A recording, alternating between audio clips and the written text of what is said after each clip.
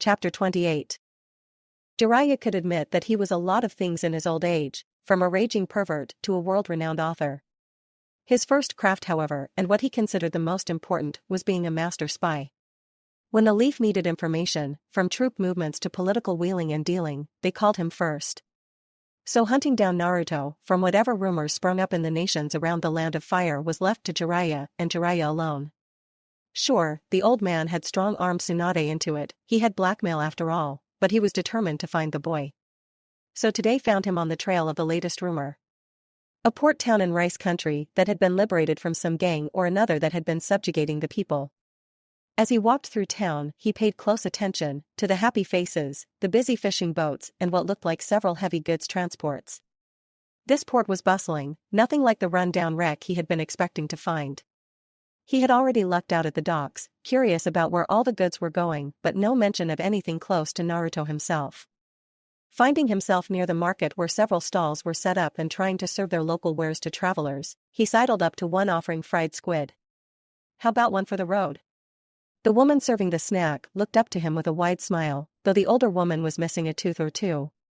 She, however, set about grilling up a fresh batch with a nod. "You're not from around here, huh? Just passing through?" Jiraiya nods. "Yeah, looking for a friend's son, kid gets lost real easy." The woman nods. "My nephew is like that. Wanders from place to place all of the time. I swear he'd lose his head if it wasn't attached." Jiraiya laughs as he watches her work. "Place is busy today.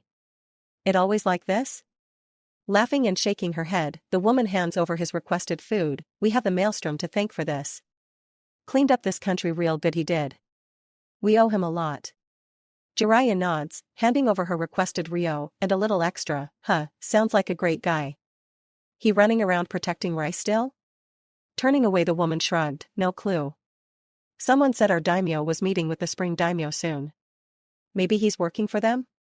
Getting another order, she tuned out Jiraiya, who was already walking away, munching on his snack and weaving through the crowd. Spring, huh? Jiraiya didn't see a connection, but he also didn't have any other leads. Additionally, all these goods had to be going somewhere, and spring was close. It took him a few minutes to leisurely leave the town and make his way into the trees and out of sight.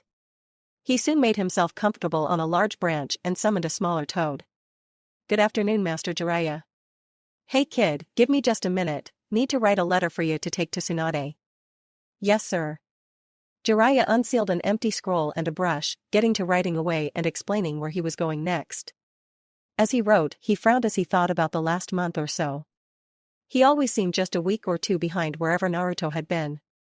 First it had been the Northern Sound base, then the base in Rice, and now again all over Rice Country after leaving for a while. Wherever Naruto went, lives changed, usually for the better. Though there was a lot of violence involved, explosive as per usual with the boy. In Jiraiya's mind, Naruto absolutely had to be the child of prophecy, but with his current mindset of blow everything up, what would that mean for the future? Would the Naruto of now want to save this world in the end? Or raze it to the ground? Jiraiya didn't want to risk it and considered it imperative that he found the kid quickly and got back to training him properly. He had to make sure the kid ended up seeing that life and humanity in general were worth saving, not just a few precious people. Everyone should have a chance, even the ones that hurt you. Finishing up his letter, he reminds the toad that he'll be going to spring next and to let Tsunade know as he hands it over to the toad, who salutes him. Watching his summon poof away, Jiraiya slowly gets to his feet with a groan and considers just how he's going to do that. Wasn't that famous actress in spring? Maybe a joint venture with his book series was in order? Far to the south in the Land of Fire, within Konoha itself, Tsunade is receiving a report from Shizune about the upcoming visit from the Daimyo and the village's preparations. True to their thoughts, the civilians were in the dark and celebrating the visit, while the ninja were very much on edge. Concentration breaking, however, as a toad appears on her desk holding a scroll out to her. She takes it with a smile and watches the toad vanish in a puff of smoke.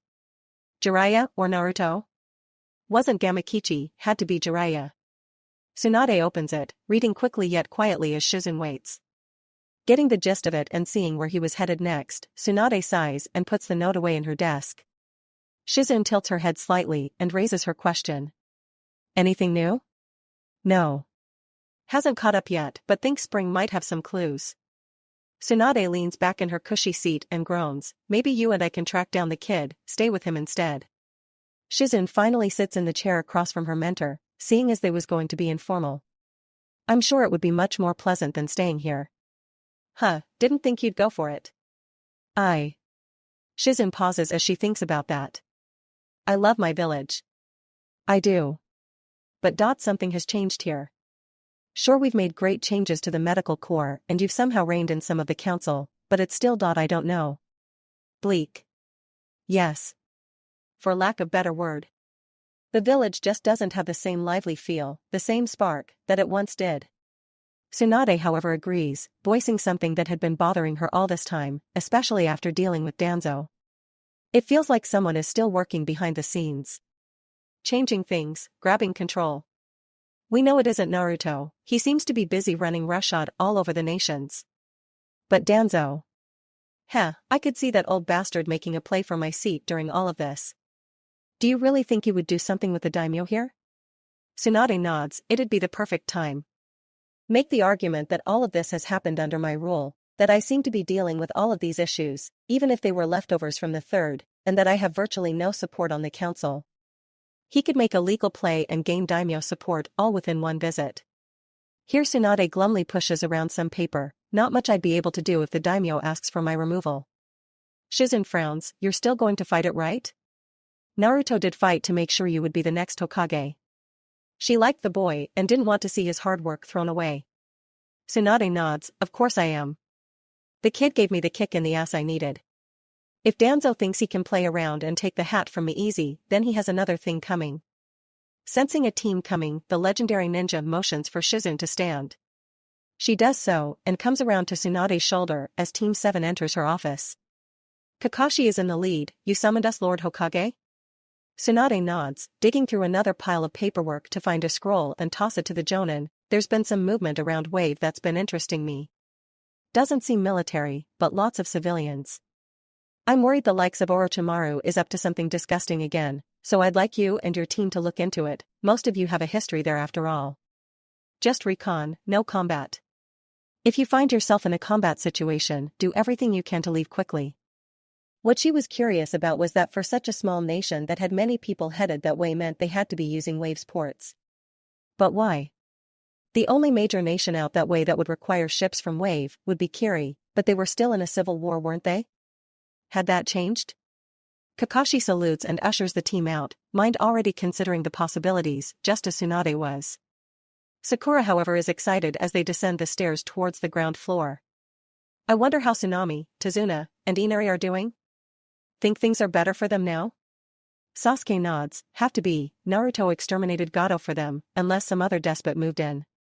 The two teammates brainstormed back and forth with ideas, while Sai and Kakashi walked along silently behind them. Kakashi because he was deep in his thoughts, and Sai because he had not been on that mission and had nothing to add nor had any curiosity about it. The file provided by Danzo had been thorough. Behind them, Tsunade frowned as she motioned for Shizune to close the door. After she had done so, Tsunade pointed at it, that's another problem. Danzo stepping in and providing an apprentice as a replacement for Team 7? It stinks, worse than rotten eggs. Everything about it makes me want to pick up and run like the debtors are after us. Shizune giggles, at least your good luck curse isn't acting up. Don't remind me, the second it does, you and me are outta here. She meant it too. Wherever the kid was, it had to be better than this. Scene change, deep in Hot Spring Country, we find another group of globetrotters on the lookout for explosion-happy blonde. Killer Bee and Yujito along with a hastily added Team Samui have found and are relaxing in a rather cozy outdoor spring, though the group is separated by a partition. They could talk over it, but thankfully for the girls, the men wouldn't be peeping. Yujito however is relaxing back with a smile, the warm water pleasing not just herself but also the Matatabi as well if the purring she could hear was any indication. Thias is the life. I can't remember the last time I was able to relax like this. Karui groaned, I'd be happier back home. Why did we get added on for this? It's just some kid, right? Samui was rubbing her shoulders and trying to work out the knots there, we're coming along as some extra help, just in case the kid's tastes vary. While she wasn't one normally for seduction missions, if her Kage asked, she would do her duty. Karui scoffed, of course they send the boob monsters along. Men are such garbage sometimes. Yujito sighs in bliss, don't ruin this for me alright. This is the most freedom I've had in a while, and I'm going to enjoy it to the fullest, got it? I want to milk it for all it's worth. Over the wall B agrees with part of the sentiment, being out and about is nice, no doubt. Samui finally relaxes completely into the water, her short hair floating like a halo around her. This is going to do wonders for my back. Jealousy spiking through her, Karui mutters quietly, bet we could cut those udders off, that'd do wonders for your back. Thinking about things and ignoring her teammate, Samui calls out to B, gotta ask. Do you really want to find this kid at all? He's a container like you and Yujito. You gotta know what he's probably gone through by now. B shrugs as Omoi himself is relaxed enough to fall asleep. It looks like, I sort of do, and sort of don't. Wrapping turned off, it's Karui who picks up on his mood shift. Why the hesitation? Well, think about it. Mr. 9 left Konoha. The Bleeding Heart village that usually produces some of the most loyal ninja of the land, some of which have been abnormally powerful. And he left? What would cause that to happen? Someone tried to kill him? Someone tried to hurt someone close to him? We don't know, but I could see them stopping at nothing to get him back. Them, and everyone else just like us. This is a race, with potentially World War consequences. Yujito nods, he's right. One wrong move and even before we find this guy, we could spark a conflict. The QB is without a doubt, the strongest Biju ever. Even compared to B and his Biju combined. So it's like a shitty game of hide and seek. Only the seekers are from every other major village on the planet and the hider is capable of leveling countries. So a race against time. Samui utters out quietly. Yup, hopefully though as containers ourselves, we'll be able to sniff him out before anyone else. Since no one seems to know where he is or where he'll end up next. Yujito speaks up again while internally the Matatabi pipes up. He has been through this area, you know. Frowning Yujito directed her irritation at the Biju, you didn't think to say something sooner? You never asked? Why would I need to ask you to keep an eye out for his chakra? Oh, I'm sorry kitten, I didn't know I was your permanent chakra sensor. And I thought you wanted this vacation? Yujito wanted to rebut that, but really in the end couldn't, so let it go, lazy cat. Better than the blonde in heat for a child. I was joking. No, you weren't. B however knocks on the divider to gain everyone's attention, might as well enjoy this moment of rest while we can. We'll be all over the nation soon, looking like that rover, but don't bend over for the rover we'll be looking for. Getting exasperated groans from everyone, they settled in to relax and be at peace. None of them were sure how long they would be able to have that after all. Scene change, Temari could say with certainty that taking the job as a diplomat wasn't all that bad, if anything, it was pretty chill.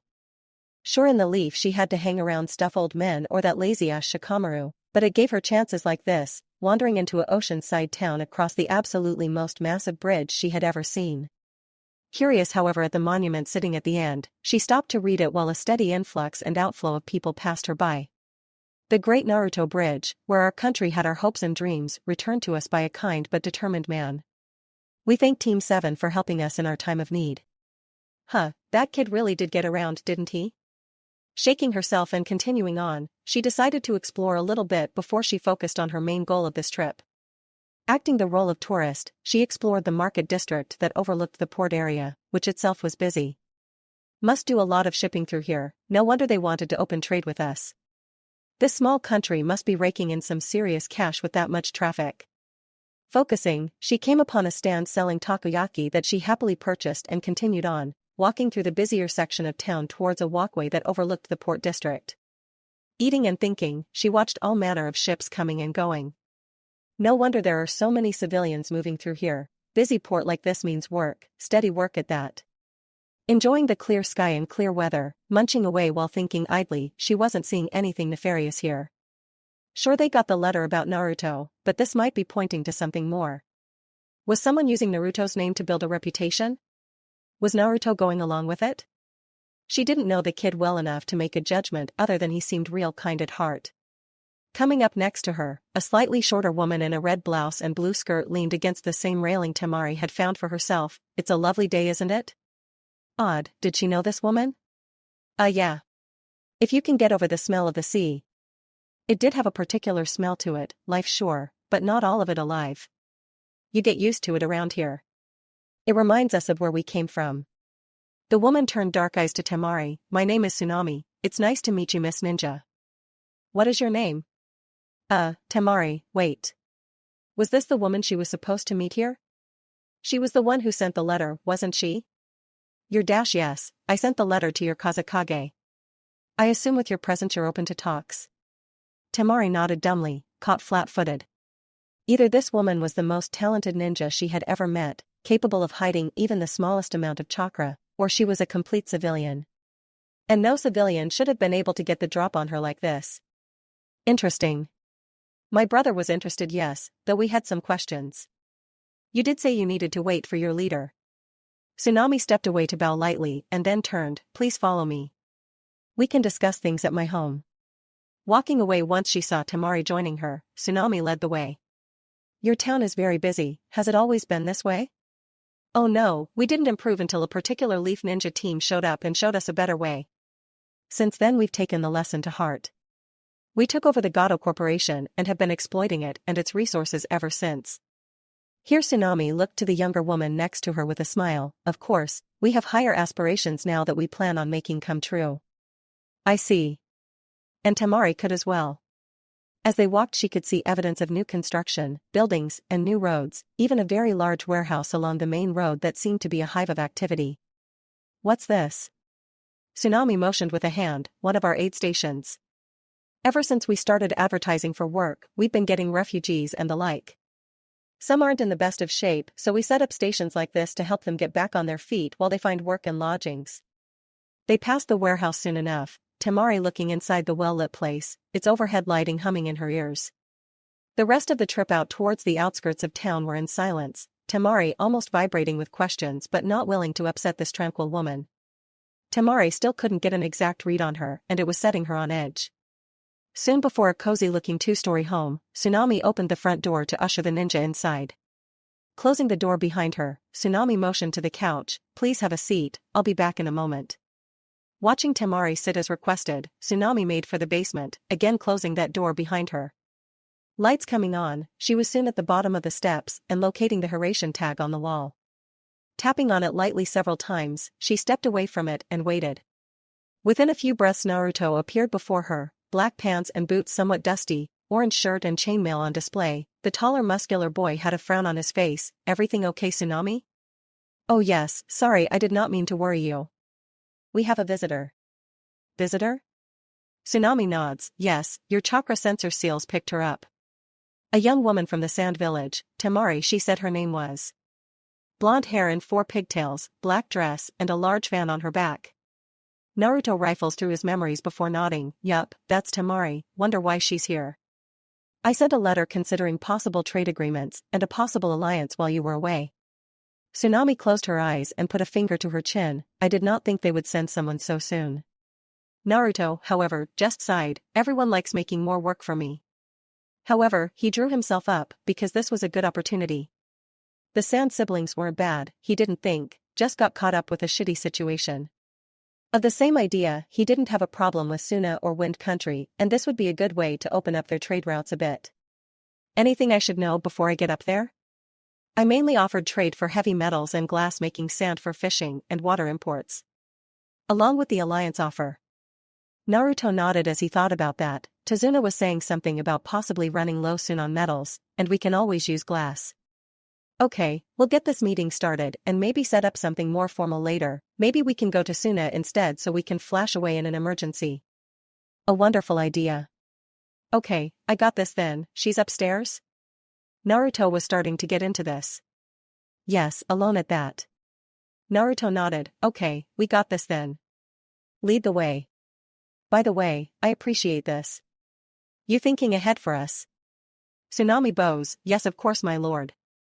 My pleasure. Oh, don't tell me you're going to start that too. I told you, did I not? We are your people to lead and command. Right, got it. Tsunami opening the door and standing aside, Naruto grinned as he stepped out and took in the sight of the blonde Tsunanin, yo. Eyes widening with surprise, the kunoichi was again caught flat-footed, you. You're actually here? Naruto nods, yup, sorry I didn't meet you right away, been busy with work. Naruto came around to sit on the chair opposite to the couch Temari was sitting on, Tsunade standing to his left, so. Naruto leaned forward a bit with some focus, so then, we piqued your interest then? Temari nods, my brother was interested, mainly because you were mentioned. We'd obviously have to set something up more formal, but I came just to get an idea of how true the letter was. Naruto nodded, well it's me for sure. I'm sure you can be discreet about this. Naruto winks, really don't want the leaf to get wind of me right now. So they were right, Naruto did leave the leaf for good. Interesting. Of course we can, we're ninja after all.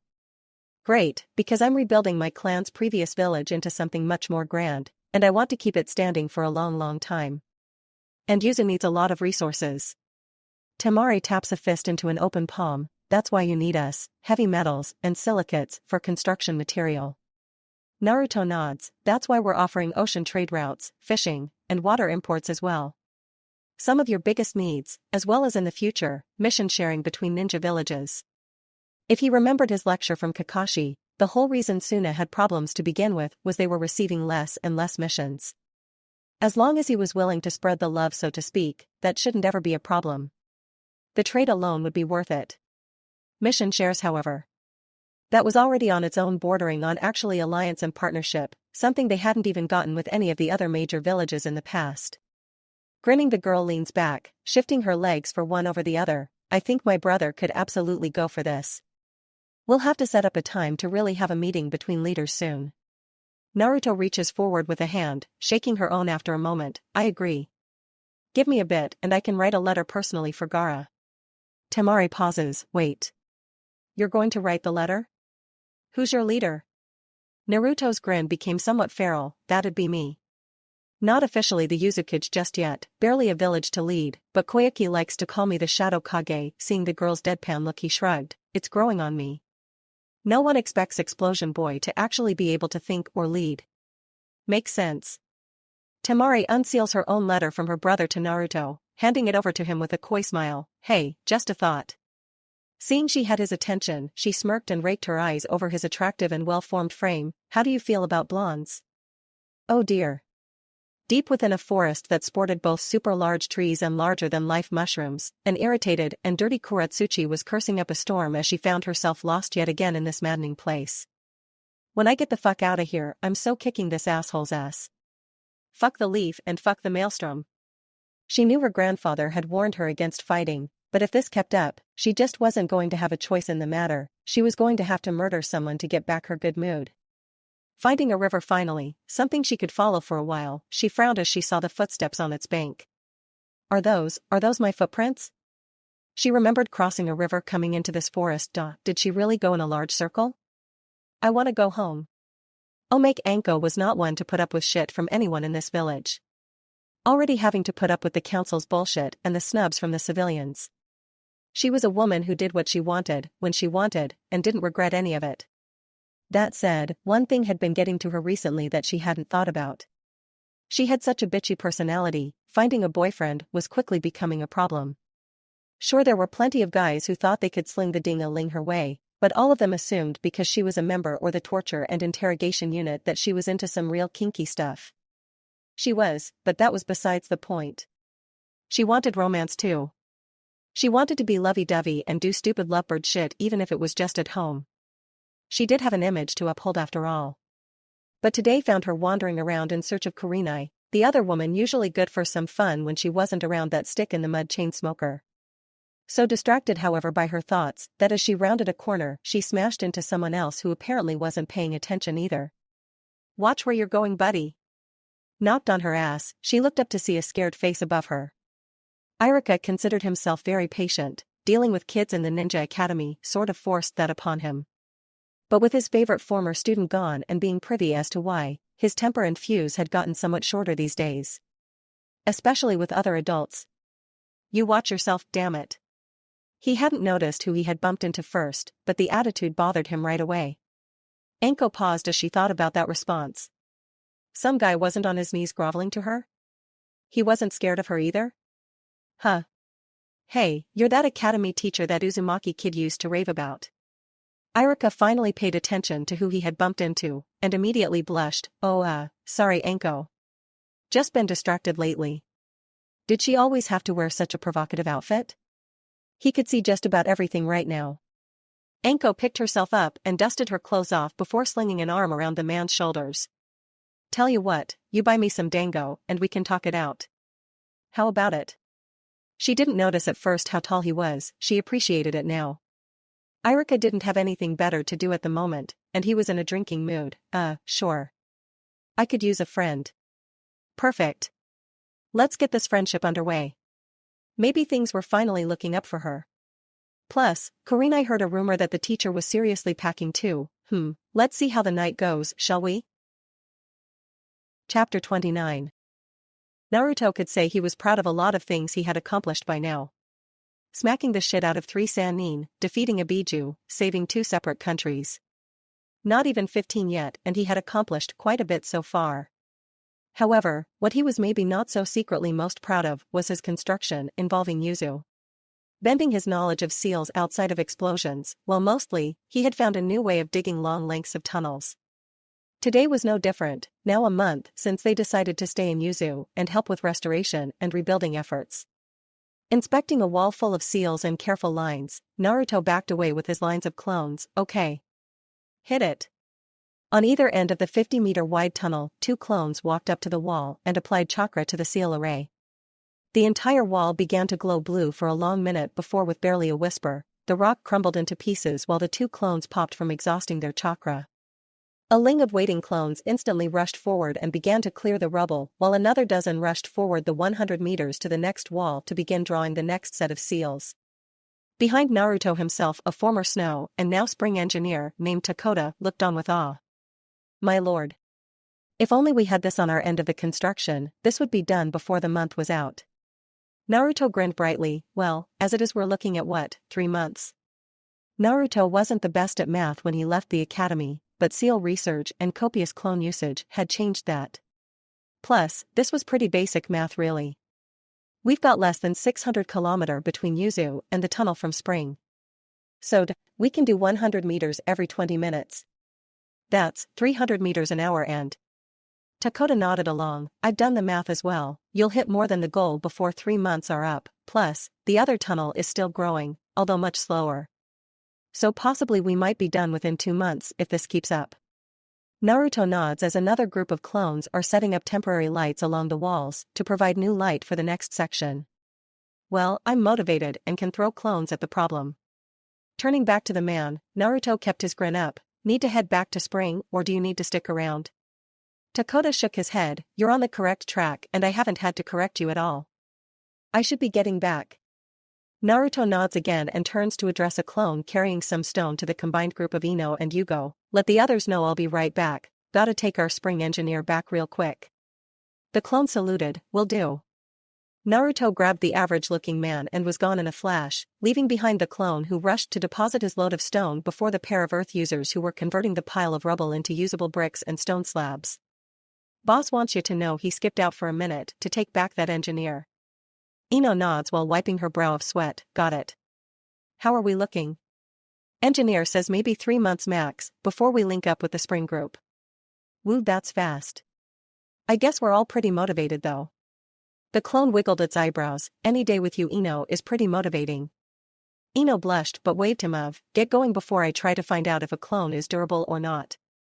Cheeky clone rushing off with a laugh, Yugo finished converting a pile of rubble into a stack of usable slabs that several waiting clones began to rush off with. I did not realize how taxing this could be. Ino nodded, getting back into the swing of things. I didn't either until we started this. I tell you though, my reserves have never been larger. Guess construction and manual labor does wonders for chakra control and reserves, huh? Ino thought about that in terms of Gen and D rank missions. Was that what they were really about, working kids up to usable chakra reserves along with mental and physical preparation? Something to keep in mind, she guessed. Something tells me though, Naruto will take it as a challenge and find a way to finish that sooner. Yugo looks at their pile beginning to dwindle and nods. Lord Naruto does seem to have an amazing level of focus when he has a task to complete. Ino nods, you don't know the half of it. Convert her a new pile, she realized with a start they were finished for the moment while they waited for the next section of tunnel to be excavated. Hinata however, was approaching them, a basket full of food in hand. I have lunch everyone. Where's the real Naruto? Ino waved her hand this way and that, dropping off the spring engineer and probably getting assaulted by Koyuki. He'll be back in a minute. Hinata giggled and sat down with the other two, beginning to hand out first thermos full of tea and then food. Today was hearty boar sandwiches. I'll need to start applying some new wind seals to the wall soon, but we've made great progress today. Yugo nodded. According to Naruto, we should be well under the country of hot springs by now. Ino sighed. Yeah, with Naruto's motivation we'll be meeting up with the spring group before we leave for Konoha and the Daimyo visit. Guess that's a good thing though. Bridging the gap between spring and Yuzu would do wonders, both for materials transport but as well as moving people. Uzushio was going to come back into the world strong and more advanced than ever if Naruto had his way. Ino was excited to see what that meant. Hinata sighed. I just hope we can convince Naruto to rest and take some time off. I know this is important to him, but I don't want to see him wear himself out.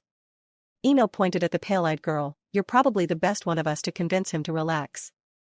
Unless you want to tag team him? Ino wiggled her own eyes at the other girl, who giggled and shook her head. No. Though. Seeing a Naruto clone walk by, Hinata grabs it. Could you dispel Naruto, to let him know he needs to eat? We have lunch here. Can't I get some incentive to leave? How about some skin? Maybe we could go make out? Hinata rolls her eyes. Dispel and Naruto will in fact get something special when he returns. Yada. The clone dispelled, while Hinata just shook her head and turned back to the others. What are we going to do with him? Ino merely leered at all the clones, some curious as they rushed by during their assigned tasks. I have some ideas. Naruto himself flashed into the midst of their group, attracted to the seals attached to either Hinata or Ino. I'm here for food. Hinata was already shoving an overloaded sandwich into his hands. Eat, relax, then get back to it. We have lots of time, thanks to your clones. Yugo shakes his head while the three talk and not so subtly flirt back and forth. He hadn't regretted joining this group since leaving the Sound. He had something new here. Something fulfilling. Taking a deep drink of his tea, food long finished, he wondered how that Sasami girl was doing. More than 100 miles away back in Yuzu, Karen is walking along with Tsunade as they inspect the construction site around the admin building. Nearly complete with the freed-up labor due to Naruto's clones, they were inside one of the lower levels inspecting a large map detailing the island nation. Karen is pointing along the coast. We can apply new defensive seals here and here, along with several barriers along these close channels, to block off potential ninja invaders. Tsunade however points to several sections along the north and west. It'd probably be better to apply them here and here, wouldn't it? Konoha is west of this point and Lightning is north of this point. Karen thinks it over for a moment before nodding. Both of the sections Tsunade had pointed at were large rocky beaches that would weather erosion very well and wouldn't require much upkeep. I might need to borrow Ino and Yugo from Naruto for a bit soon. I have an idea for a new project dealing with our nation's defense. This of course piques Tsunade's interest. Ino and Yugo were part of the earth-moving team. What could Karen need with them? Wanna clue an old man into what you're thinking? Karen thinks it over, leaning against his work table while around them the loud construction continues on. Well, with the Kamenu mask, I can imbue life into an object. I'm thinking of having Ino and Yugo build the likeness of great sea beasts and I can fill them with life and a goal, defend our home. Both a visual and physical deterrent, you know? Plus I was thinking of adding environmental seals to shroud the islands in a perpetual mist that never fades as another layer of protection. Tsunade wonders over that a bit before pointing out a problem in his mind. Wouldn't people get suspicious about mythical monsters tearing apart ships? Maybe, but no ships come this way in the first place. All of our shipping is going through Wave and we plan to keep it that way. I guess we should come up with some defensive options for Wave. Tsunade thought that one over. Maybe later, once you go public about Uzushio returning to the world. Once that happens, maybe something very noticeable? Like water-based towers that can be manned by ninja. Karen somewhat likes that idea. Maybe we can add in projectile launchers from Spring. They've developed some interesting tech, you know? Could be useful. Yeah, that's true, would let normal people man the towers as well. Tsunade takes a minute to watch the girl think things over and write in a notepad carefully. So. Here his meddling grandpa side was beginning to come out. When are you going to make a move on Naruto boy? At least I can tell you have some feelings for him. Karen blushes but waves the old man off. Well. There hasn't been time. Tazuna's deadpan look lets her know that she isn't going to misdirect or lie her way out of this one. I don't feel like I measure up to the others. They've all done something great or had some amazing experience with him. And me? One of his clones saved me during the Chunin exams in Konoha. I want to do something grand. I want to be able to stand just as tall as all the others, you know? Then I'll make my move. Tazuna sighs, reaching over and tussling the redhead's hair while she squeaks and tries to get away. This old man thinks you're overthinking things. It's your life, but maybe, live it a little spontaneously from time to time. Saying his piece and seeing they were all caught up with their updates, he waved and moved on to direct some workers who were looking lost. Karen herself is trying to control her blush as she thinks it over. Was she overthinking it? Possibly. At the same time, she just wanted to feel like she was actually adding to the group, doing something meaningful. Once she did that, well, then maybe she would feel worthy of the love Naruto had already expressed for her. Hyping herself up and adjusting her glasses, the girl turned to leave the slowly completing building. She had seals to place. Across the bay back in Wave, Tayuya is watching over Tsunami. Tsunami is as usual with her newly self-designated duties, helping with the refugees at the aid station. Tsunami is, however, looking over her shoulder as she stands from reassuring a newly arrived family of 3 that things will be all right. I don't need a bodyguard. Tayuya shrugs, maybe. But we all said we would do our part. The others can do construction or work with seals. I'm good at fighting, and barriers if pressed. Tempering her usual crass language around the tranquil woman, Tayuya shared a tidbit of her inner self. Yuzu doesn't need a fighter right now, and Koyuki is taken care of with Kotoheim and Kin, so I'm here and watching over you instead. Tsunami, however, stands straight and dusts herself off, looking around and seeing she can relax for a while, things well at hand. What then, when the village is well and truly running on its own? What will you do then? Tayuya pauses as she thinks about that. Protecting Naruto was moot, he could level just about anyone if he wanted.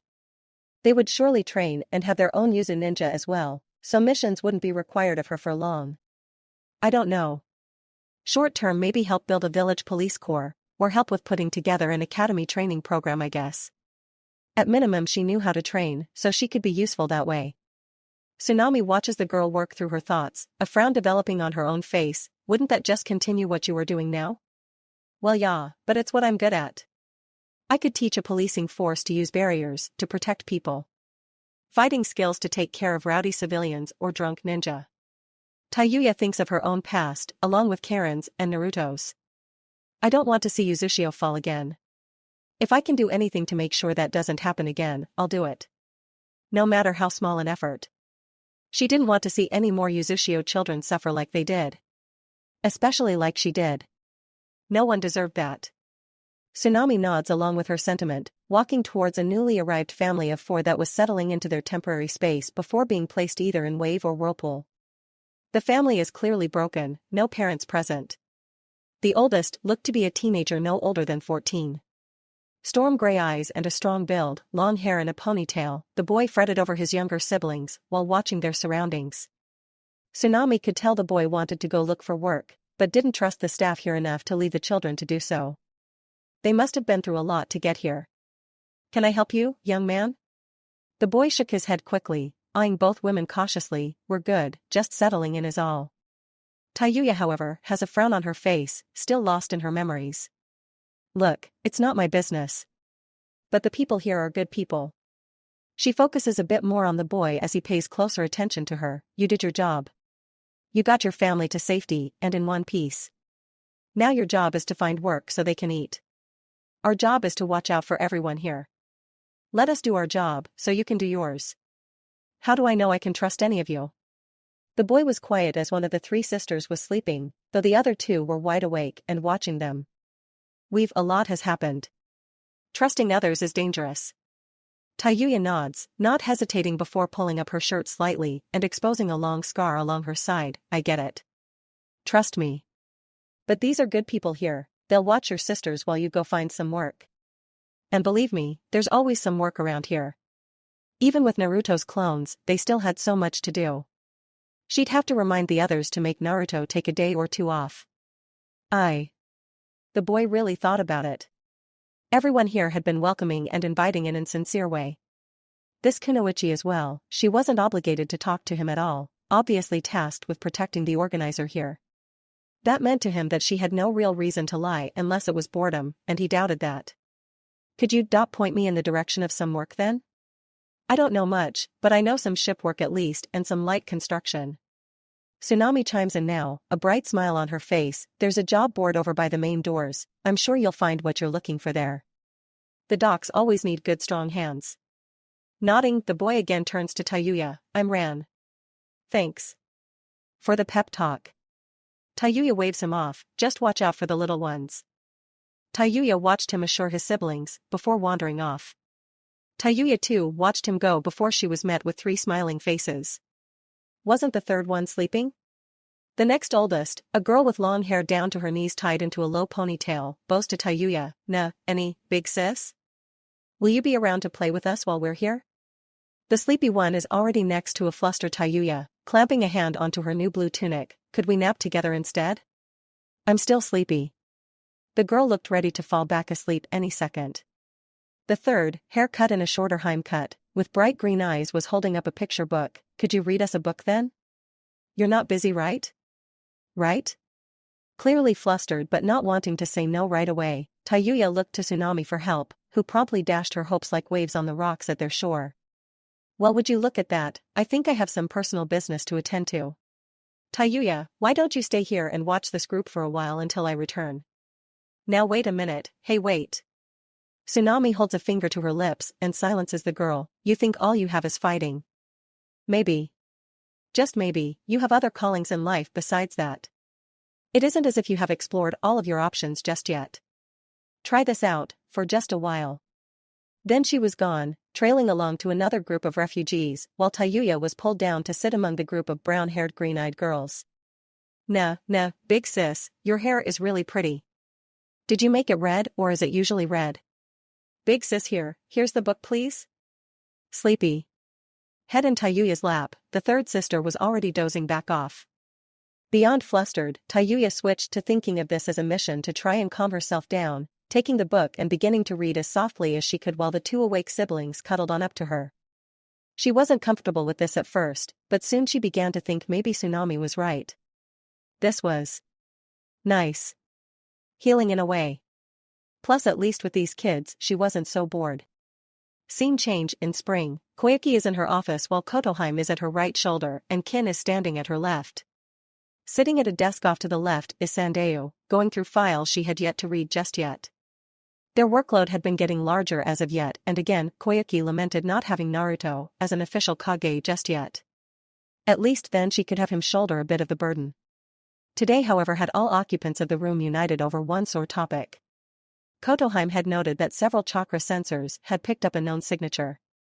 Jiraiya the Toad Sage had been sighted in spring. Koyuki sighs, knowing this day was bound to happen, but had hoped it might have been much later. I know you both are new to our group, but we can't let Jiraiya know that we know anything about Naruto or where he had gone. Which means we'll need to get word to him soon to warn him. Kotoheim bows lightly. I can warn Naruto right away through the seal, if it's that urgent? Seeing Koyuki nod, Kotoheim starts to leave for her task. Return soon, sister. Kin's voice rings out, still not 100% back to her normal self, but slowly getting there. Kotoheim pauses, turning back and hugging her sister. It's just a quick errand. I won't even be leaving the mansion. After then Kotoheim is soon gone and out of the doorway to find the Hiration tag in the common room. Left behind, Kin is silent while Koyuki thinks to herself as she rifles through her paperwork. Kin, how are you adjusting to life here? She didn't know much about the newcomer to the group, but she seemed like a sweet girl. My memory isn't perfect by any measure. I am better than when I first woke all the same. And I hope to restart my training and catch up to the others soon. I don't want to continue to be a burden. Koyuki smiles to herself. You aren't a burden. In fact, I very much enjoy your company. So please do not think yourself as such. I hope you meet your goals, but please don't push yourself harder than you need to. Healing is your first priority. I appreciate the concern. Kin had been trying to model herself more after her big sister. Strong and skilled, elegant, beauty personified. She had a long way to go, but she'd get there one day. Thank you, however, for allowing me to heal and stay with you. Koyuki waves her off, honestly thank Naruto. If not for him, we wouldn't have been able to remove the seals from you, and I can't imagine what we would have had to do to you then. If we even could have broken you from those seals' grasp. Kin knew the chance of that without a seal master. So she also knew exactly where she would have ended up after the hypothetical first and most like horrendous attempt. Before she gets a chance to say anything, Kotoheim glides back into the room. Naruto is notified and has informed me that they will not be returning to Spring until they know for sure that Jiraiya has left Spring. Kotoheim did pull a handful of scrolls from the inner workings of her yukata. He did give me several scrolls with instructions to add them to the chakra sensors around the mansion grounds. Supposedly, these will allow the sensors to see through Jiraiya's concealment jutsu. Good. Koyuki nods and turns to her oldest advisor and friend, Sandayu. Can you call up a couple squads of Spring Ninja? I have a job for them. She hoped her ninja could place them properly with just the instructions given to them from Naruto. Sandayu stands and leaves to attend to the task, knowing they had a few squads on hand at all times on the lower floors. Kotoheim sighs as she returns to Koyuki's side. I wish I could have dragged Naruto here. He could use the time off. Sounds like an attempt from a lazy person to be lazy. Kin snipes quietly at her sister. Sister dear, really, I'm not so boorish. Koyuki snorted. If we left you and Naruto alone in a broom closet, you'd probably have your clothes off before we even closed the door. Kotoheim huffs. It's not my fault, Naruto is just so amazing and hot. Koyuki does consider that. I wouldn't mind a little more time with him as well. Kin thinks on that. The tall one, Yugo, is more interesting, I think. Though she was mumbling to herself, both older women heard her. Oh ho, so my dear sister has eyes for the gentle giant? So quick as well. Waving her hands, she missed Koyuki giggling. No, it's not like that.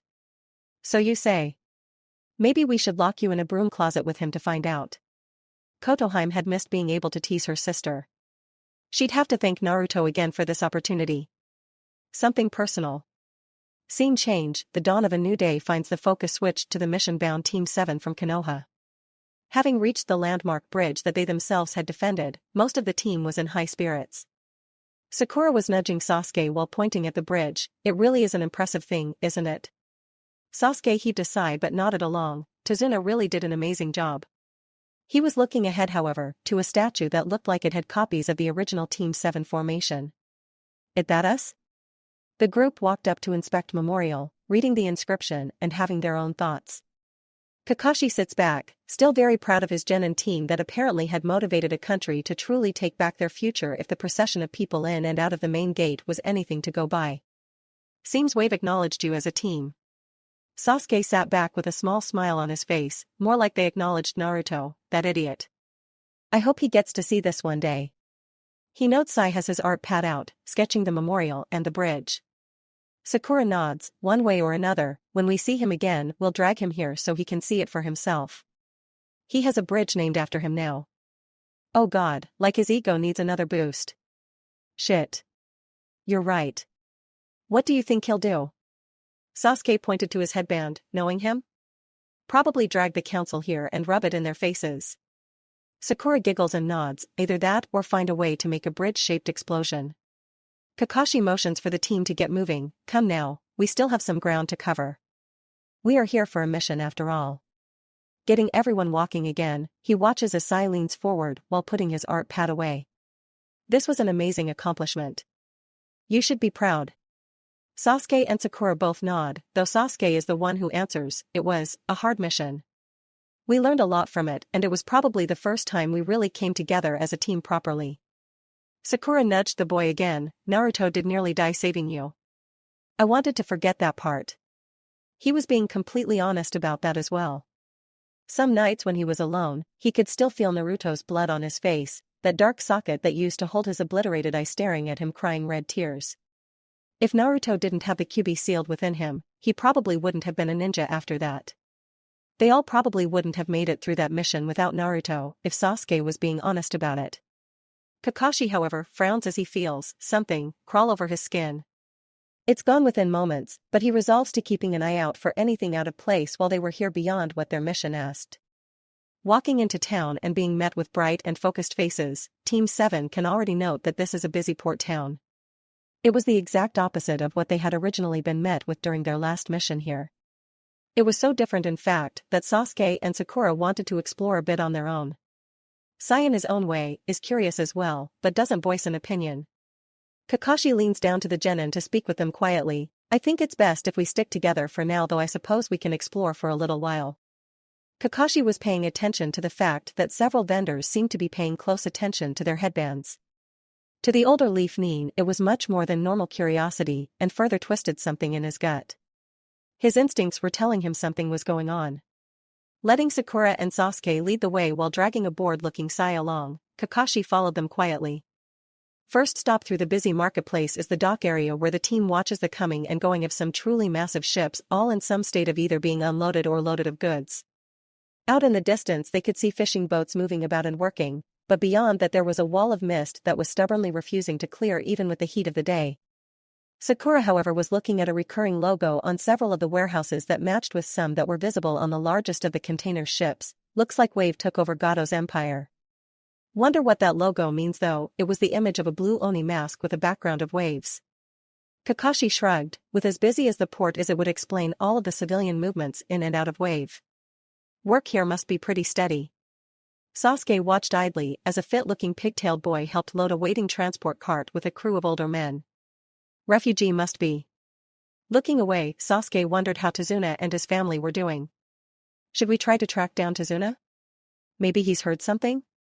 Kakashi smiled behind his mask. That's a good idea. I think I remember the way well enough. Let's go. Plan set, the group continued on, walking away from the docks and making their way back onto the main road. From there the flow of people thinned out, though there was a healthy amount of people within a large warehouse just off the main road they were walking on. Large sign along its front proclaiming it an aid station. Sakura turned to the others. We should check in here. Refugees would have more information, right? Seeing her teammates look at each other before shrugging and nodding, they changed directions and made to head inside the station. They were stopped however by an official-looking person holding a clipboard and a name tag proclaiming her name as Akari. Short brown hair done up in a high ponytail, the woman was just shy of Kakashi's height. I'm sorry, but our rules require all ninja either stay away or register with the appropriate aid providers. Sure, ninja could disguise themselves, but they had seals just for those situations. Kakashi waved a hand. Sorry, we're just passing through. My student has some medical training and was thinking of offering her help. A heavily muscled man walked from inside to move past the apparent coordinator. You okay, Miss Akari? I'm fine, Bruno. Don't you have work to get to? Yes, ma'am. Dark eyes roamed over the ninja before shrugging. Beginning to walk away, the man waved to Akari. Peace to you, Bruno. Fallen willing.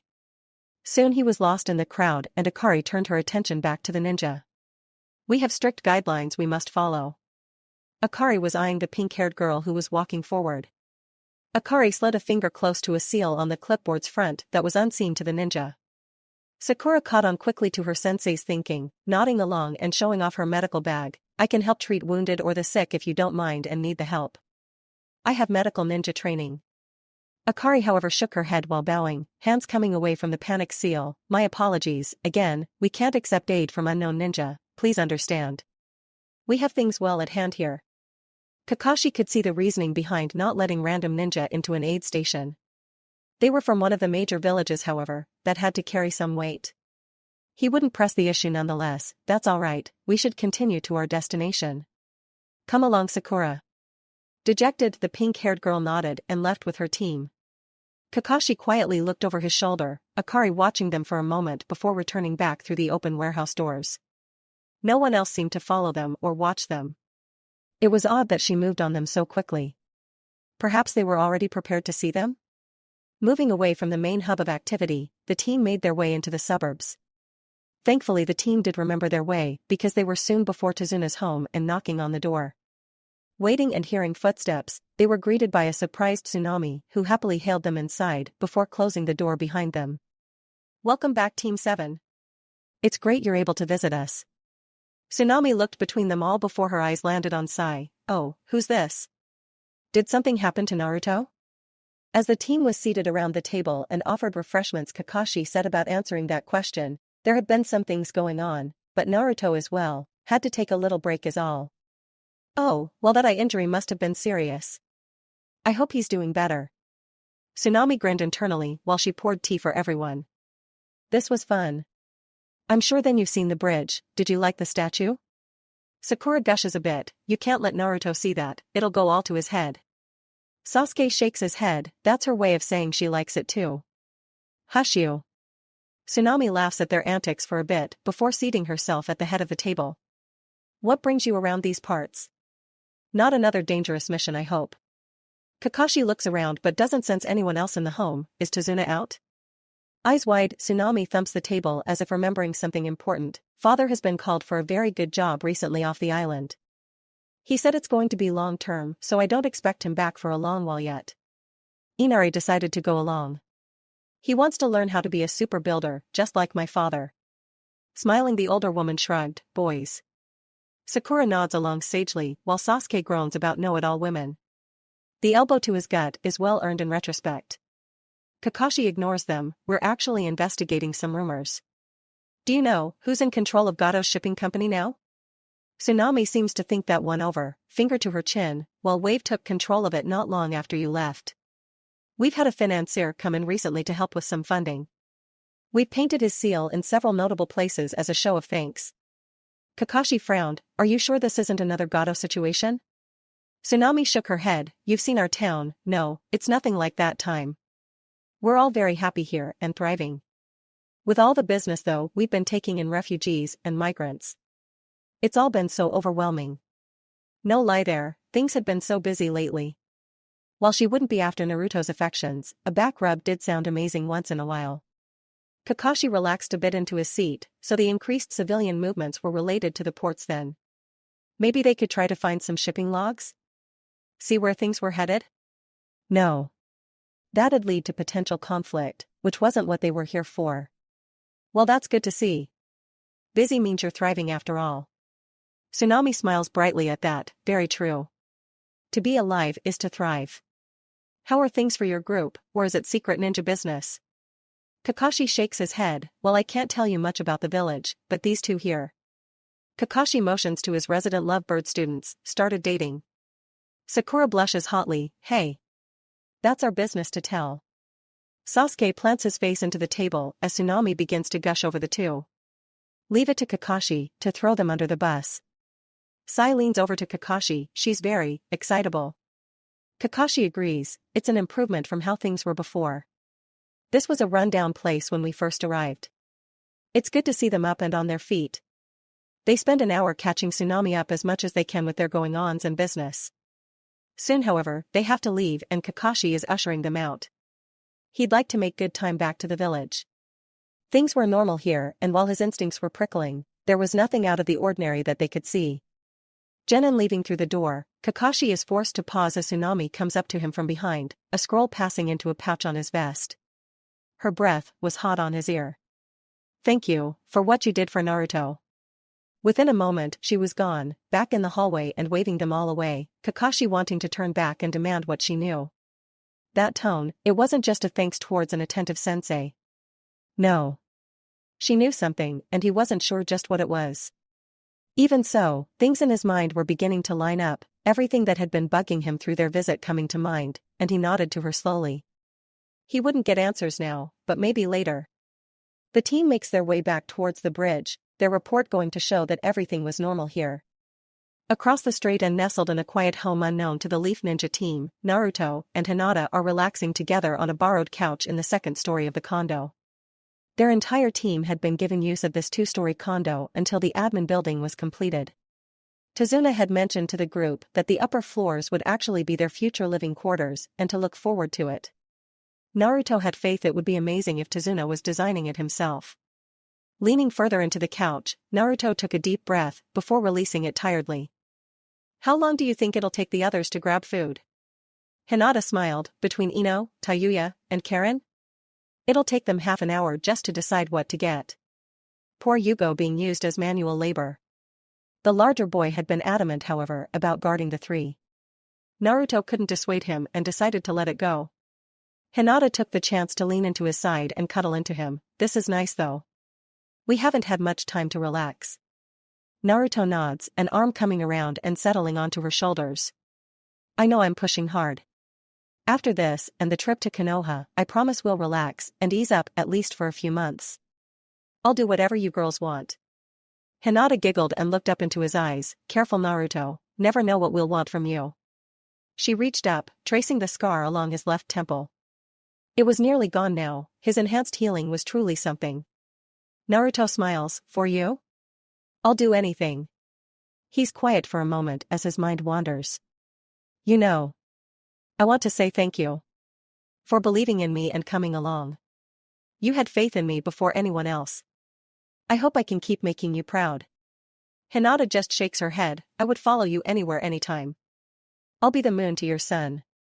She leans up, kissing him softly, before pulling away with a blush.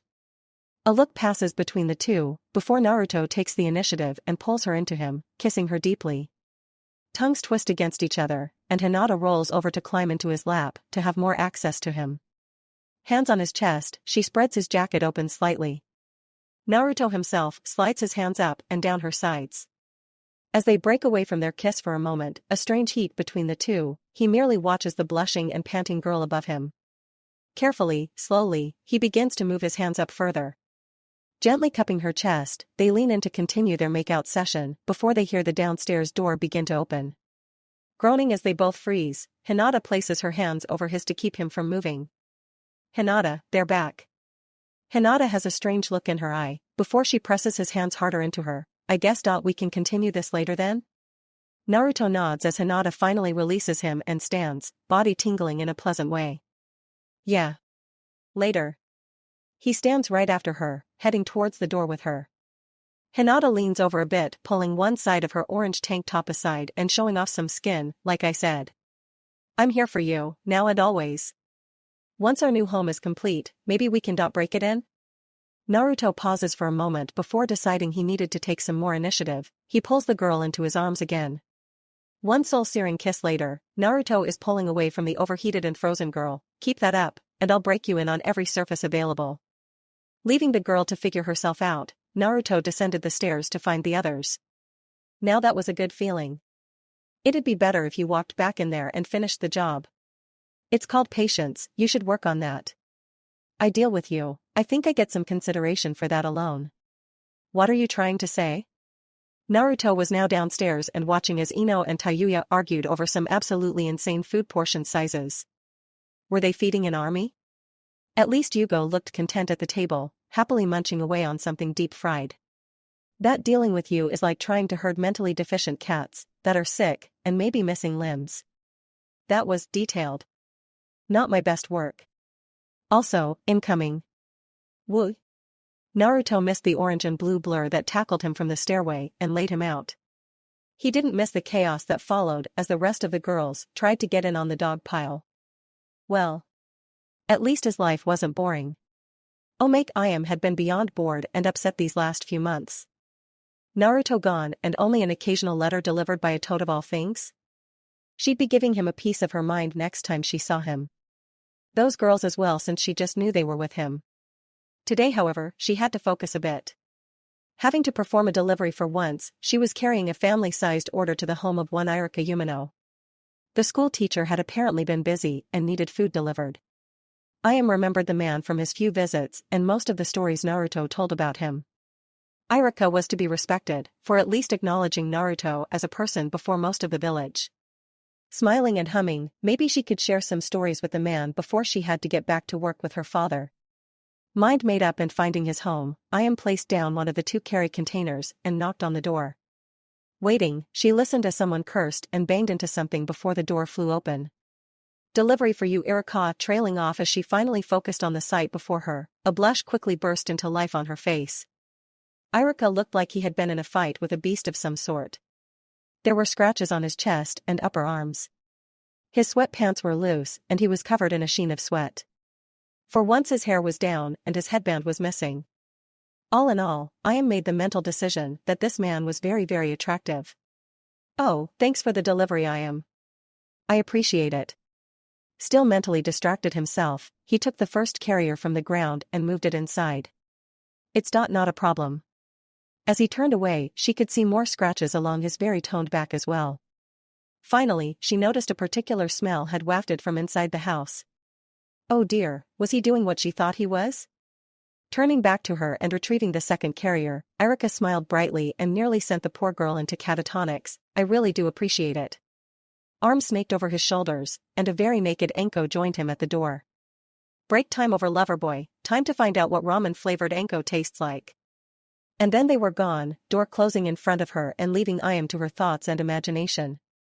Because with everything she saw, and the loose-fitting pants outlining something truly outrageous, Ayam nearly kicked the door in.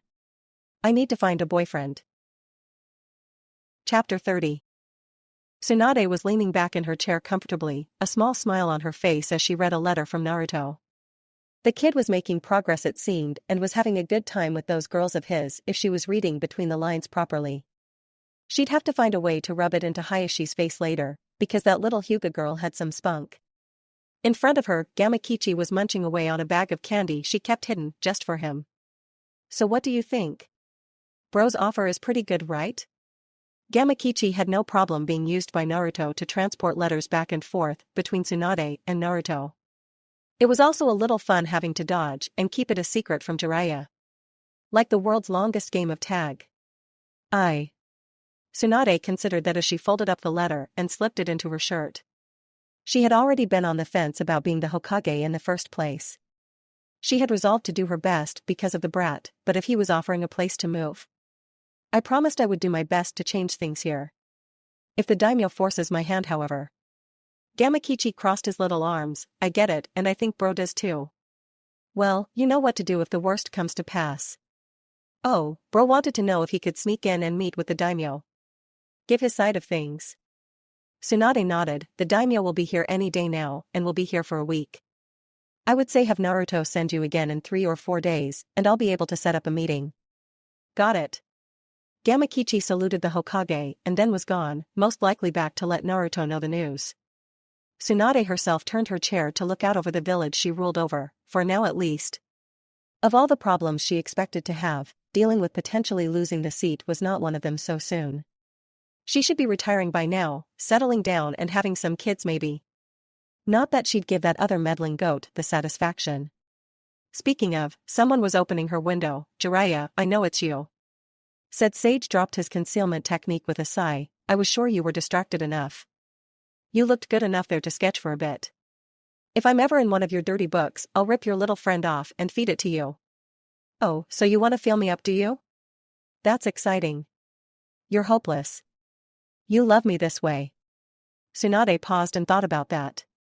Things had changed a lot, and while she knew the old hermit meant well, he was going about it the wrong way. She understood why Naruto was avoiding him. It really put into perspective her own feelings with her teammate. Yeah, probably, but you could turn it down a bit.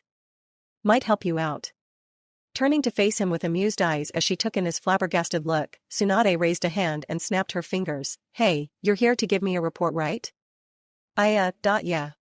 He never would have expected Tsunade to admit any feelings for him, ever. Was the sky falling? Had hell frozen over? Was Orochimaru in the town square in a tutu professing his love to the kami? No, none of that seemed to be happening. Best power through that and figure it out later. So no luck in spring.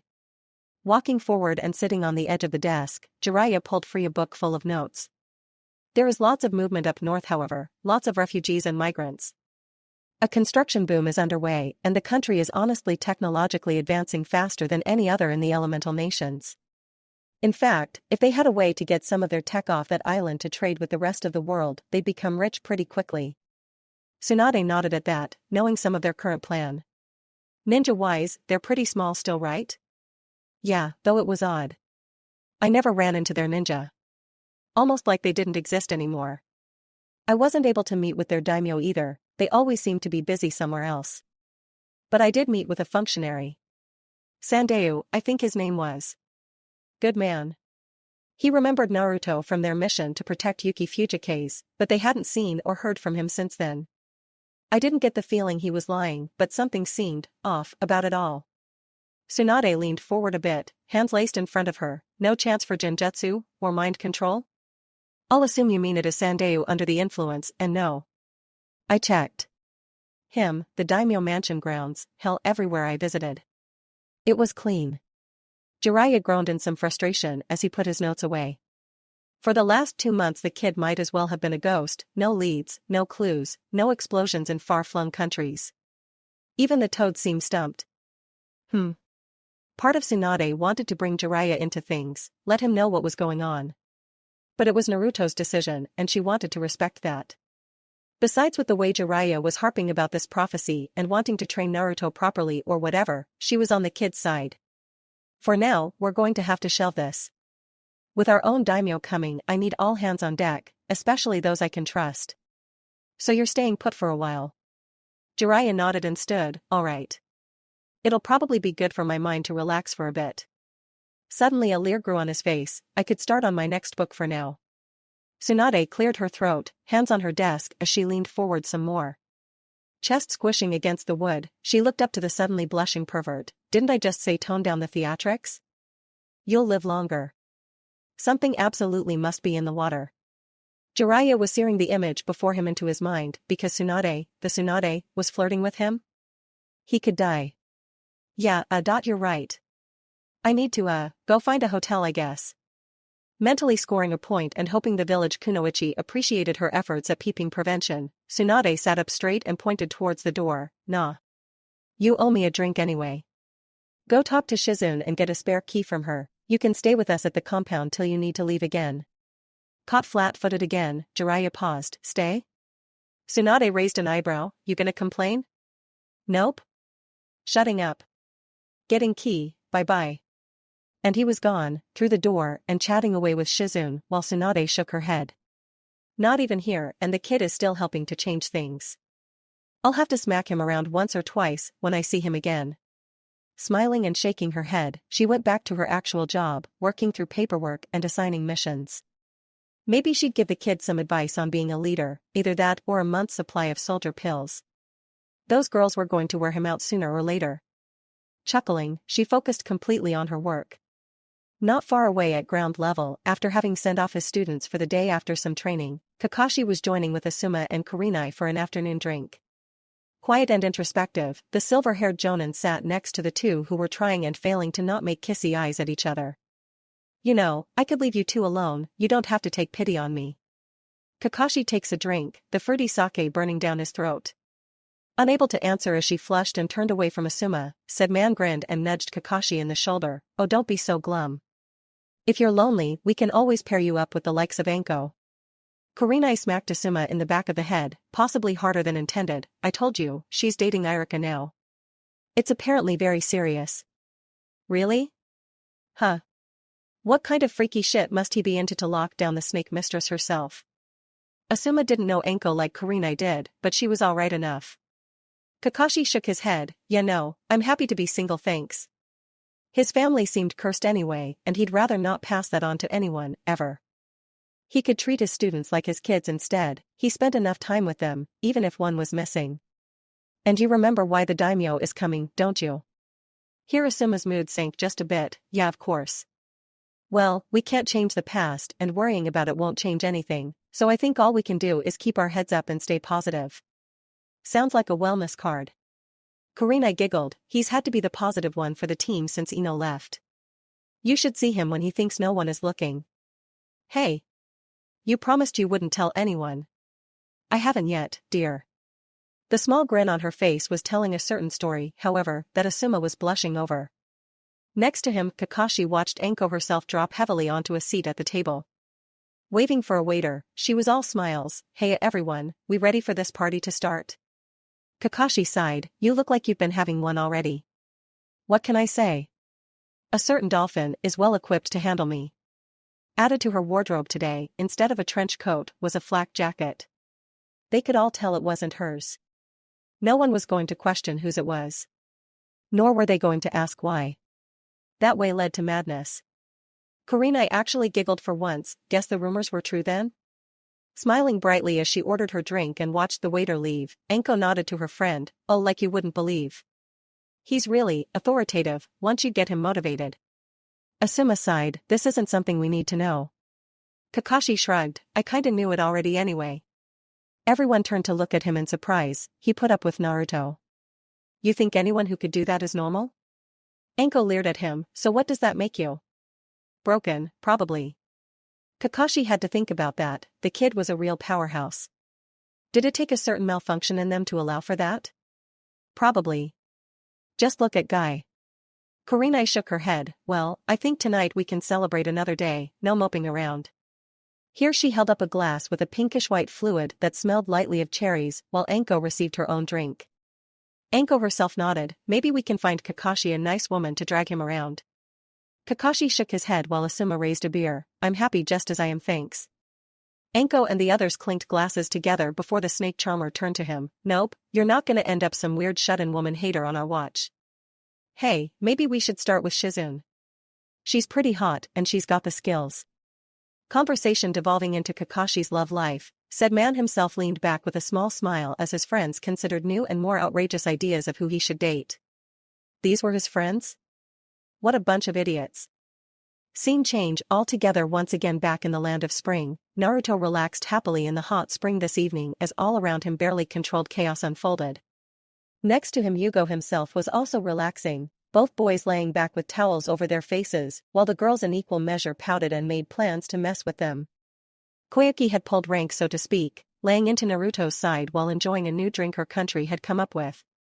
Based on using the potato instead of rice, it was a much stronger spirit. Considering the people of spring had much hardier constitutions than most, it suited them perfectly. This is wonderful. Face flushed, she enjoyed Naruto's arm around her shoulders. So all things aside, we have a plan for the next week for your visit? Naruto nodded and did his best to ignore the soft female form trying its hardest to mold into his side. Yeah. Me, Ino, and Hinata are going back to Konoha to speak with the Daimyo. I have a meeting set up through Tsunade. We'll probably detour, see a few people, ask some questions. But we won't be there more than a couple of days. Ino looked over from where she was currently trying to twist Tayuya into a knot. You better make nice with my daddy. Hinata was floating next to Karen, feel free to explode mine. The glasses-wearing girl next to her snorted and shook her head. Naruto however continued on, you said we have some letters to deliver to the Rice Daimyo, right? Feeling Koyuki nod, Naruto tilted his head lightly towards Yugo, then Yugo, Kotoheim, and Kin will play delivery and make that happen. That shouldn't take long. Kotoheim was all smiles as she was hugging her sister in her lap. It'll be good to visit everyone. I'm sure they'll be excited to see Kin again. Yeah, I'm sure they'll be thrilled to see me. You worry too much, little sister. You don't worry enough. Tayuya groaned before finally turning the tables, taking a page from Kotoheim's book and using chakra and her hair to string Ino up, and I guess I'm playing bodyguard for Koyuki, right? Part of her actually wanted to head back to Wave. Tsunami had been right. Helping the younger kids in the aid station had been fulfilling. Distracted, she lost control of the technique and Ino was back on her with a vengeance. Koyuki waved her off. I do have ninja here, you know. You can go back to Wave and assist there however you need. Even Koyuki had picked up on the more peaceful aura Tayuya had put off since they had returned. Something had been good for her there. No one wanted to interfere with that. Also, my engineers inform me that with the tunnel's completion all that's left is to lay the train rails. Karen picks up on this one now, that had been her topic after Naruto had done his part. Yeah, we wanted to help or expedite the process with clones. But it involves more specialized knowledge and they can only place so much rail at a time. Naruto clones would have been more in the way than a help. It's still a major milestone. We should have one complete rail system in a month or two. And the full set by early next year. The tunnel is wide enough to run either 4 trains together or 2 double-wide units at a time. Karen had wondered at the supermassive double-wide train locomotives, but she figured they were for super heavy equipment. For normal operations and people moving, normal trains would be enough. Hinata was smiling for another reason, plus we'll be moving into the Yuzu admin building soon. Tazuna, promising it will be complete before the month is out. If anything, Koyuki pressed herself further into Naruto. But I like having you all here. One hand on his chest, Koyuki trailed a finger up and down his abs. You don't want to leave me all alone here, do you, Naruto? I can visit like every day. The Hiraishin is a thing. It's not the same though. Naruto rolled his eyes. Even if she couldn't see it, don't worry, we'll bring you along for our first move-in. I'm sure you'll love it too. We won't leave you all alone all the time. Koyuki was placated for now. Maybe she could consider moving? It wasn't like she had to stay in spring to run it after all. You better. Kotoheim was standing now, picking up her sister, who was protesting with wide eyes. The older girl had a plan in mind, however, no getting ahead of me. If I have to part with Lord Naruto for a time, I want cuddles as well. Smirking something devious, Kotoheim tossed her sister at the clueless Yugo. Hold this for me, Yugo. Wah. Kin wasn't prepared for her journey through the air, towel loosening and going flying, nor the broad chest she landed in. Both of the abused teens disappeared under the water. Kotoheim was focused on pressing her own assets into Naruto's other side. Surely I can receive my own share of cuddles before we all part ways? Naruto nods, back rubs for everyone? Ino and Tayuya were instantly apart and attentive. I heard the magic word. Let's go. Ino was loud and bright as usual. Hinata was pulling Karen along as well. Just wait, Karen, he'll have you melting within minutes. Wait, my heart. Karen was ignored as a somehow very strong Hinata pulled her from the water. Naruto mentally just sighed as he made several clones and relaxed back under Koyuki's and Kotoheim's attentions. Yeah, life here was pretty good. Now he just needed to smack the Konoha Council around a bit and get whatever he could from them back, and that'd be it. He'd bring Yuzu back on the world stage and get back to blowing up sound vases. He wondered what that shitty snake was up to. He missed the blushing pair of Yugo and Kin apologizing to each other, the smaller girl trying and failing to forget what she felt while Yugo did the same. At the bath's edge, the foursome of Tayuya, Ino, Hinata, and Karen were all laid down next to each other, while their own personal Naruto began to work them over from head to toe. Hinata was already relaxed and blissful, ready to doze off to the sensations of her love's hands on her. Tayuya was grinning and turning to look at an equally happy Ino. Say, is this giving anyone ideas? Ino nodded as she groaned when the clone above her hit a particularly sore spot. Shadow clone pampering is the best. Tayuya shook her head. I was thinking something a lot more exciting. Karen was blushing up a storm while even she was enjoying the massage. Tayuya. Oh, don't pretend you didn't think about it. I willed. The Naruto above her leaned close. Don't worry, you'll each get your own personal time. Karen finally began to overheat, just laying there and relaxing into his ministrations. Next to her, Hinata just mumbled, we better. We all deserve it. The clone above her smirked, of course you do. For now Naruto would do his best to multitask, but soon after this business with Konoha was somewhat behind them, he would be focusing on the girls themselves. A few months to relax and not fight or work or anything? He'd come up with date ideas. Scene change, a new day, a new feeling of excitement. Konoha was alive and thriving at the moment as their long-awaited visit from their daimyo was here. All along the streets and the markets a festive aura was surging through the civilian populace. Merchants from far and wide had come in order to try and cut deals and maybe luck out and gain some influence with the coil-flip daimyo himself. Why did the merchants call him that? Because even they knew the daimyo could never seem to decide on anything himself, instead trusting his advisors and usually listening to the last one he spoke to. Granted, with a wife like Madame Shirjimi, most men would probably check out mentally as well. That said, if a lucky merchant could meet with and persuade even one of the advisors, it could mean a set life or just increased profits for many years to come. While the civilians celebrated, however, the daimyo and his advisors were meeting with the Konoha Council and the Hokage in a grand meeting room. Face stern, the daimyo sits at the head of the table while waiting for everyone to get settled and for pleasantries to get out of the way. The daimyo eventually clears his throat, a stack of papers before him. While this visit is meant to get an idea of just what has happened, a week is perhaps not enough time to uncover all of the misdeeds of the Leaf Village's council. Tiredly the aging man rubbed the bridge of his nose, a historic clan leaving the village, its vaults and assets stolen and wiped clean. Clan records suppressed and an assassination attempt on a clan head? My. If I had known all of this would have happened under your watch, Tsunade, I would have been more adamant about Jiraiya taking the role. Seeing Tsunade beginning to speak, he raises his hand and silences her. I'm not finished. Most severe, my office finds in your village records notes of approval from my own office. Here the daimyo slams his hand down onto the table. Records that show without a doubt my signature had been forged in order to make legal this attempt to usurp a clan allied to the Land of Fire. And for what? Rio? Bragging right? Because you can? And now I am a laughingstock among the other daimyo, and everyone and their mother are looking high and low for the Uzumaki clan in order to bargain with them to bring them within their borders. So tell me. Here the daimyo leveled bored eyes on the assembled group, how do we fix this? Because the last I checked, the Uzumaki are a very powerful clan, and apparently the new clan head is able to level villages and create literal dead zones of activity. To lose them as an ally is unacceptable. Finally leaning back tiredly, his eyes however land on Tsunade, who bows her head. First, we're looking to open neutral communications with the Uzumaki clan in order to begin arbitration. The daimyo barked out a laugh harshly. Arbitration. Arbitration, she says. Tell me, do you have any of the stolen Uzumaki assets? Tsunade sighs. No my lord, we do not. My office has determined all Uzumaki assets have already been sold off and lost years ago. Of any that were left, the Uzumaki Namikaze's home has been destroyed, and the Uzumaki shrine on the outskirts of the village has been locked down. No one not of Uzumaki blood can enter that space. A mirthless chuckle leaves the daimyo's lips. So, to settle this first part of the farce, we have nothing to return to the Uzumaki, not even a Ryo amount to even try to levy, because most of those artifacts or records would quite literally be priceless. And any property they would have had is either destroyed or already sealed off?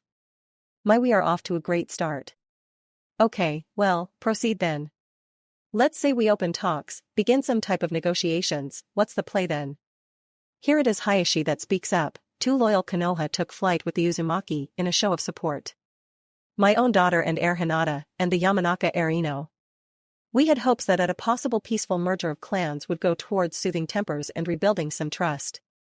Tsunade frowns but nods. As well, the Uzumaki clan head has a long history of extreme loyalty to the village itself. If we can show that we are changing the way the council operates, there was hope that we could quell his ire in terms of the council. The daimyo does not look impressed, and everyone can see that. So throw some half-rate girls at him and put on a show of humility? He didn't miss the twitches from the Hyuga or the Yamanaka. You expect someone who was willing to leave your village to leave to parts unknown would come back after some lip service? I do not know him, but if it were I would want to see something done. What about trying and sentencing the perpetrators of this conspiracy? I'm sure it would go much further to improve relations if the Uzumaki saw their opponents drawn and quartered. Tsunade sighed. Well, that gets complicated. Seeing she could not defend her teacher or his family through this, she gave up the ghost of it. While the civilian members of the council who were responsible for the thefts are being dealt with in our system. The previous Hokage who authorized the power transfers is no longer with us. As such, guilt and responsibility would fall to his clan. Ah yes, the Sarutobis. It's a shame, but for a clan like the Uzumaki, would their sacrifice not be worth the effort? Tsunade shook her head. The Uzumaki clan head knows the Sarutobi clan personally.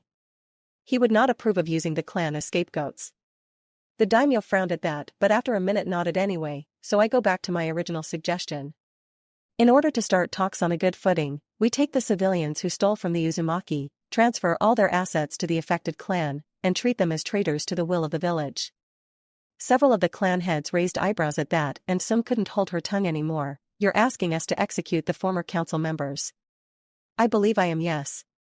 The daimyo leaned forward on folded hands, tenting them in front of his mouth. Make no mistake. I have little trust or favor towards most of you at this moment. Not even 6 months of your rule, Tsunade, and already a clan has left, a major scandal has come to light, and confidence in your abilities is at an all-time low. Shows what a woman in a man's position can do. It took everything within Tsunade in that moment not to react negatively to the comment. She knew such words were coming, it still stung. A lot. Trying the council members as traitors would be acceptable if the Uzumaki call for it. Though like you touched on, even all of their assets combined would not come close to equaling what they stole over the years. The daimyo waved that off. This is just to open talks. Once we're talking, then we can find some common ground, I'm sure. Though. Here his eyes sharpened a tad. 1. I will be conducting the negotiations, and 2. The only advisors I would accept from Konoha would be Hayashi and Danzo. My lord, that is highly unusual. Tsunade couldn't help replying instantly. The daimyo shrugged. I need men who know the political situation. Not some whelp who spent decades on the run drinking, gambling, and making ends meet in who knows what manner. The unspoken manner was loud enough to everyone in the room with the way the daimyo leered at Tsunade. No, Danzo has already assured me he can help work the Leaf Village back into the Uzumaki's good graces, and Hayashi has a long history of political acumen that I will appreciate. Hayashi bowed lightly. I will be at your service, my lord. Danzo as well was holding in a large grin as he bowed as well. I will do my utmost to advance your will, Lord Daimyo. Tsunade knew it was coming but was still frustrated all the same. It was like having a noose around your neck you couldn't remove even though you had your hands unbound. Maddening. If that is your will, Lord Daimyo, we will see it done. So you will. I will meet with all of you individually throughout the week to make plans and hear opinions. Until then, I don't want to see you unless I call for you. We're done here. And like that, the meeting was over, the daimyo and his advisors standing and departing with a flourish, leaving behind the Konoha council. Tsunade herself stood slowly after a moment, body beginning to visibly shake as she realized with a clear mind that Danzo had made his move while she wasn't looking. This was surely leading towards him making a play for the hat and the chair.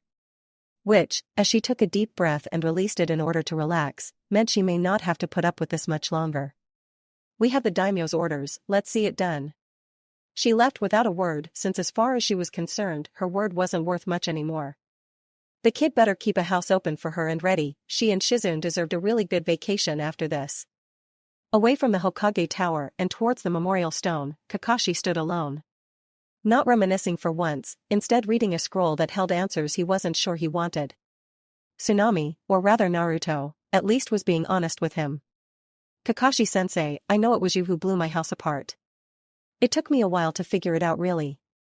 I saw silver hair and figured right away it had to be Jiraiya or Kabuto. But Jiraiya just didn't have the right motivation for it, and Kabuto acted like I wasn't worth the time the last time I saw him. Plus with Karen, she confirmed that the chakra didn't feel like the snake bastard's play toy. So I had to really think about who knew me, knew Konoha, and had a reason to want me gone. Be honest with me. You didn't want to see me used and exploited by the village, did you? I don't know your reasons, and I'm sure you have them. But without that push I never would have left. I would have kept trying, kept giving my all for the village. Day in and day out I would have given everything for the village. Did you see me on some horrible path? Well, I'm happy to say that my life has really never been better as it is out here with my family. Short of maybe my time with Team 7. So, until I hear your reasons, I won't judge you. Maybe we can share a drink, and you can tell me all about it? And kick my adoptive brother Sasuke for me, will ya? Tell him he's an honorary Uzumaki from here on, and there's nothing he can do about it. I'm gonna end up restoring my clan long before he does at this rate. Sighing the older Leaf, Jonin used his chakra to burn the note to a crisp. What he had done was treason. For his student, however, he would do it again in a heartbeat. Those who abandon their friends are worse than trash. Heh. Kakashi sighed as he stared at the names of his former teacher and his wife. I'm trying, sensei. To look after your son. I hope you can forgive us for everything that has happened. Hearing footsteps, Kakashi looks back to see Sasuke and Sakura walking towards him, mixed emotions on their faces. Sakura is holding a bouquet of lilies that she places on the memorial, while Sasuke stands next to his sensei. It took a moment for Sakura to stand and come to Kakashi's other side, the three letting the silence surround them for a time. Kakashi, however, gives Sasuke the side eye. Naruto says stop being so lazy. You're an adopted Uzumaki, act like it. That ass, we still have stuff to do, we can't start pumping out kids right away. Sakura shrugged, I don't know, sounds like fun to me. Of course you would say that. I'm just saying, a straight man wouldn't pass up a good time with their girlfriend. I'm still sure you've got a bromance thing going on with Naruto. Sasuke made a show of thinking that over, his sexy jutsu is pretty hot. Pig. Sakura crossed her arms under her own budding chest. You love me. For the moment. Kakashi rolled his eyes, children. They all three smiled at each other before settling into silence again. Though Kakashi was curious, why are you here? Sasuke stuffed his hands into his pockets. Naruto asked us to check up on you from time to time. Make sure you didn't get lost so often. Sakura nodded, plus, now that we know who his parents are, we come by from time to time and pay our respects for him. Eyes shining, she turned to her boys, we're Team 7, we gotta stick together, you know. Kakashi nodded, I've taught you well it seems. Sasuke smirked, plus we've been tasked with figuring out your preferences and finding you a girlfriend. Kakashi had to catch himself from face-faulting, what? Sakura nodded, yeah so, Naruto sent us a letter saying how no Uzumaki should be so pathetic to be so hot but not have a girlfriend. So he said you need to go and get laid. Sakura was grinning. Oh, and Naruto has apparently adopted you too. If you didn't know. Kakashi sighed, what is with everyone suddenly being so interested in my love life? Sasuke smiled in a way that would have been impossible just a year ago. Your friends and family want you happy. That's all. Besides, Sakura's been rifling through Kunoichi weekly and has been building a list. A list? Sakura became much more animated, grabbing Kakashi and dragging him along. Absolutely. Why, for most men, the top 5 would be unattainable, but for you, I think you could make it work. Why, the new Mizukage is a real looker. And there's this new Jonin from Lightning, some blonde named Samui is pretty hot. Oh, and of course here. Sure, there's Shizune, if you're into bookish women. There's also Hana from the Inuzuka clan, who seems like the quiet but wild type. Unless you're into bigger girls, cause then there's Kyoko Akimichi, one of Choji's older cousins. Oh. Sasuke tuned his girlfriend out as they began walking. She has a wall full of notes and pictures. It looks like she's trying to solve a murder. Kakashi sighed and just let it all play out. Maybe I just like being alone? Sakura turned back to him with an ominous look. Absolutely not. You have to have kids that we can be the weird older uncles and aunt to, so we can spoil them and tell them embarrassing stories about you. Sasuke shrugged again. Ever since Naruto's letter, she's been dead set and making it happen. Remind me to kick the explosion boy around when we see him again. I owe him a kick or two as well. Sakura waved them both off. You're being dramatic. In front of the trio, a toad appeared in a poof of smoke. Waving, they all recognized Gamakichi. You. I've got a message for Team 7. Come to your training crowd and don't be late, yo. Without another word, he was gone, and all 3 were left blinking as they looked at the spot he was previously. Had to be Jiraiya, right? Sakura looked at the other 2. Kakashi shook his head. Gamakichi only responds to Naruto. Sasuke had his hands linked behind his head. Well, best go see what this is about then, yeah? With that the group took to the trees, hope within their hearts. Kakashi let Sasuke and Sakura take the lead as he watched his students. Because their training ground wasn't far from the memorial, they ended up making good time. Though by the time they reached it, the sun was beginning to set, the sky dipping into a cheery orange. Alighting upon the ground with a tingle crossing their skin, the 3 Leaf-Ning were faced with another familiar group of 3. Naruto was here, sitting cross-legged on top of the center training post he had once upon a time been tied to. He was a little tanner and a lot more muscular, but he was wearing his usual black boots and pants and multiple weapon pouches. He was still rocking an orange muscle shirt with chainmail t-shirt, though there was now a green pendant necklace around his neck. His jacket seemed to have a new owner who he was looking at and chatting away with happily. Hinata had a new look, thicker blue cargo pants with multiple pockets and a matching to Naruto orange tank top that exposed her navel. Over that she was his jacket, the black article of clothing looking comically big on her.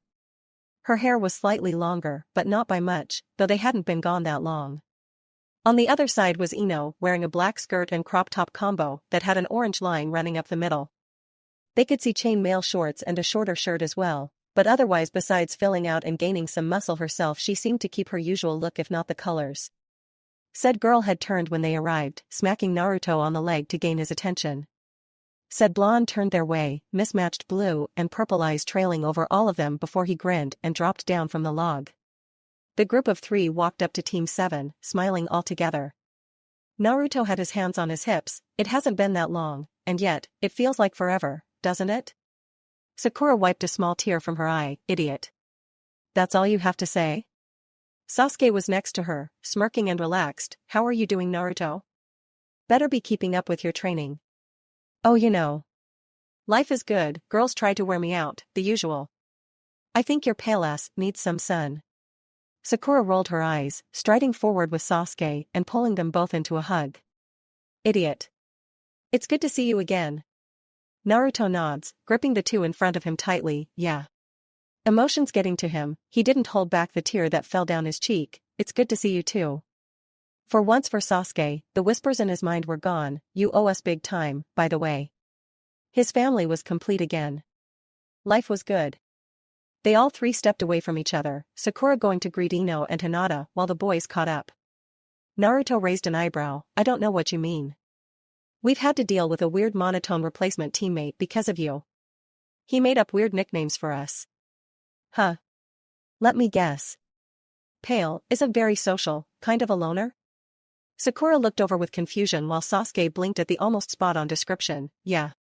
How'd you guess? Oh, I just figured they got a Sasuke 2.0, he deserved the fist to his shoulder. You ass. Yeah. Actually sounds like one of Danzo's. We caught one trying to find me in spring. He's probably under some nasty seals. Kakashi finally stepped forward. I guess that's something to look into then. Things slowly went quiet, a look passing between teacher and student. Sasuke and Sakura noticed that something was off and backed up for a moment. For what it's worth, you look good, Naruto. It's thanks to you, isn't it? I should be thanking you. Sakura and Sasuke looked between the two before Sakura caught on right away with a gasp. Sensei. Naruto broke in first, meet my house bomber. Though I'm sure he'll just love to explain it all later. I can't keep this barrier up forever and we have other stops to make. Kakashi nodded, happy to know what that skin-tingling sensation was. I didn't want to see you end up like my father, or my teammates. So many have been used and chewed up by the village. It was the only way I could see you getting a fresh start. Here Kakashi, I smiled, I'm guessing Koyuki has been a good host? Ino grumbled now while Naruto chuckled, pampered princess keeps trying to get ahead of things. Hinata shrugged, oh hush, you get to take Naruto's name, enjoy it. Sakura's eyes began to sparkle, you. Hinata came forward and entwined a hand with Naruto's. Hinata Uzumaki, nice to meet you. Ino rolled her eyes, walking forward and leaning on Naruto's other shoulder. Ino Uzumaki. Charmed, I'm sure. Sasuke just groaned as he could already feel the change in Sakura. You have no idea what you've just unleashed on me, brother. Naruto wrapped his arms around the girls' waists. Yes, I do. We gotta get moving though, we'll catch up again later, K? Waving and exchanging some quick goodbyes, the trio was soon gone, flashing away to parts unknown. Left behind, the team's 7 remnants felt the tingle of the barrier, most likely a silencing one, disappear. Contrary to what Sasuke thought she would do, Sakura pulled herself into his chest and began softly crying. Sakura?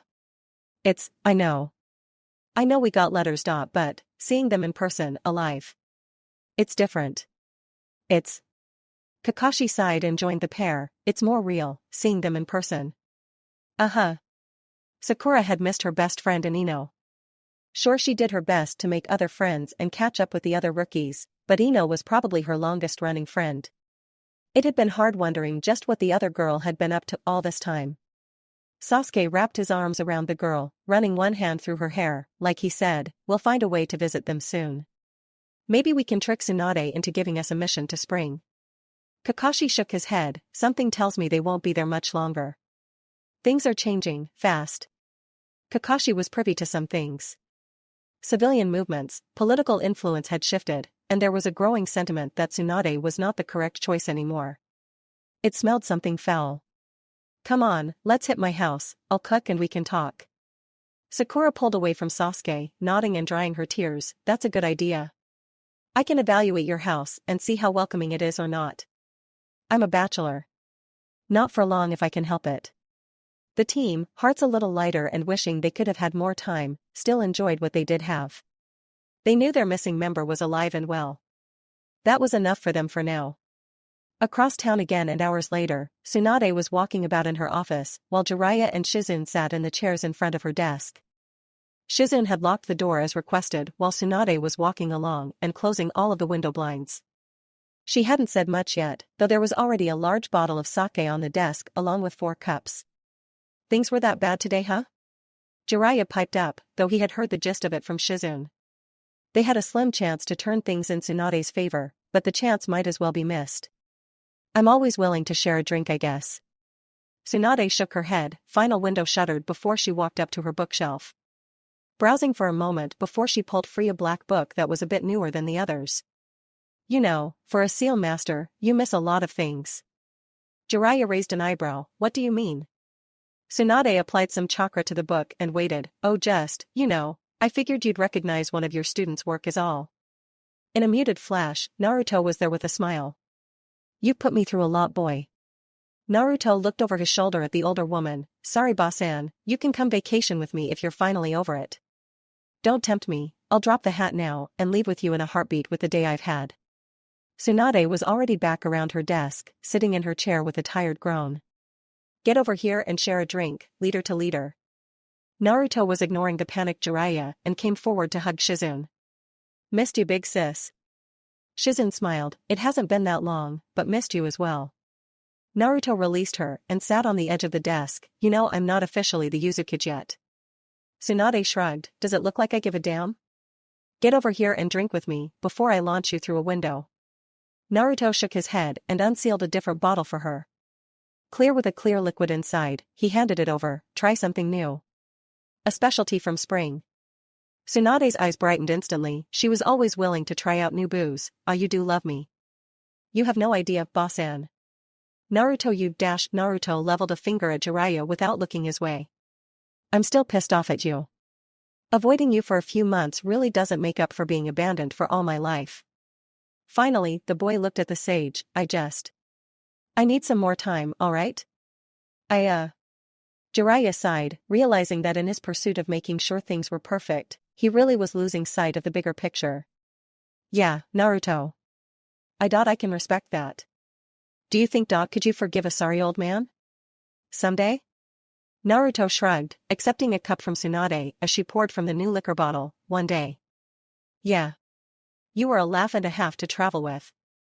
Maybe someday we can do a world tour together. Just a couple of perverts on the road. Jiraiya accepted his own cup with a hesitant smile, I'll make it a memorable journey. Believe it. Naruto groaned, that's my line. Tsunade raised her cup, shut up. Let there be peace, right here and now, in this moment. Everyone tapped their cups together, before drinking deeply together. Naruto downed his used to it now thanks to Koyuki. Shizune and Jiraiya were left coughing, while Tsunade released a heavy sigh, ooh that's good. Glad you like it Tsunade. Jiraiya vowed never to drink that swill again, so, you're here, alone? Naruto shook his head, nah. Dropped Ino and Hinata off with the Yamanakas. Hinata really doesn't feel like seeing her father, but I have Gamakichi at least letting Hinata-sensei know she's here. I've gotta swing back and pick them up before our little late-night meeting with the Daimyo. Tsunade relaxed fully back into her chair, you know, that old bastard is determined to get you back here in Konoha. He have a chance? Naruto shook his head, nope. Got too much going on now to come back. Also, if the Uzumaki shrine disappears suddenly, don't freak out too badly. Seals. Tsunade saluted him with her cup and a sigh. Naruto turns back to Jiraiya, I'll tell the toads they can tell you about me again, instead of keeping secrets. I knew those little bastards were hiding something. I'm gonna wring Paw's neck. Jiraiya couldn't believe it. He was the toad summoner the longest, and yet they listened to the squirt? Oh the betrayal. Naruto shrugged, be good and I'll help you get the greatest research of your life. My greatest student ever. Shizune and Tsunade both rolled their eyes at once. Shizune however cradled her cup gently, you. What's your plan? Naruto accepted a refill from Tsunade and thought it over. For now not much. Leave letters with people I consider important, make some room where I'm staying, and stay out of Konoha's way for as long as I can. In a year or two? Who knows? I don't think I'll be able to visit like this often. Tsunade leaned against the desk, screw work and screw thinking about the village. Tell me all about those girls and what you've been up to. I want stories and all the details. We can worry about the real world later. Chuckling, Naruto nodded, sure thing, boss-an. So first, did you know Orochimaru has bases sort of all over? He'd get to talking for the next few hours before he had to leave, but he'd consider today a successful day. He hadn't blown anything up and no one was dead. Yet. He still have a few stops to make, including one he hadn't told Ino and Hinata. They'd probably knock him out and figure out how to Hiration home just using his body. Because Danzo needed a personal visit from him. Now. Omake Kuratsuchi considered herself a very talented kunoichi. Able to use multiple chakra natures as well as combine them into lava release. She was considered good enough to not only guard her grandfather personally, but she had heard the rumors that she was even considered to take the mantle from him soon. And she would if she had her way. That said, as she stared out over the vast canyon ahead of her. The chasm below seemed to have no bottom, while to her left and right she could not see a bridge that was supposed to be here, she internally raged. But no, she would keep her temper in check. She could fix this, she could. No worries. Turning back, she returned back to the bamboo forest in order to find that road she had passed not long ago.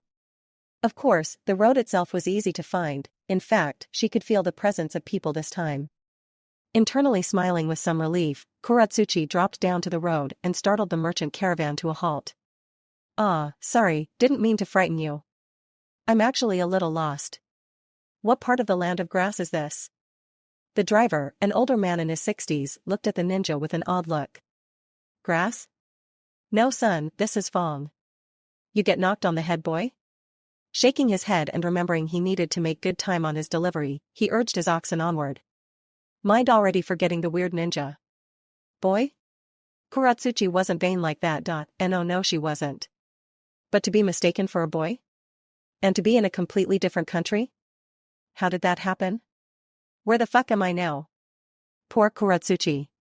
Maybe it was time to throw in the towel and head back to Earth. Something was obviously messing with her sense of direction. Chapter 31. Naruto found himself suddenly very hot and fairly uncomfortable tonight. He had tangled with a murderous Sannin, rogue ninja, bandits, and nearly died a couple times. Tonight? Seated between two girls he was immensely in love with? He was a nervous wreck. Because Ino's father would not stop staring at him. He had been doing his best to keep eye contact with the older blonde, even as Inoichi's face worked through several forms of stern. The girls happily ignored them, chatting away and catching up as if nothing was going on. Lucky them, Naruto decided. Not like he was seconds away from probably being mind-walked and having his brain scrambled. Just think, he could scramble your brain hard enough to make you think you're a 10-year-old girl named Naruto. Not helping Kurama. Like sitting here petrified is doing any better? Say something, you oaf. Right. Naruto cleared his throat. It's good to see you again, Mr. Yama, who said you could speak first, you baby snatcher? Inoichi was having fun. Making Naruto sweat was quickly becoming a fun pastime. It wasn't like he didn't already have an idea of just what was going on between the three, thanks to Ino's letters. That didn't mean he couldn't make the guy sweat, even if he approved of Ino's choice. First of all, tell me your plan.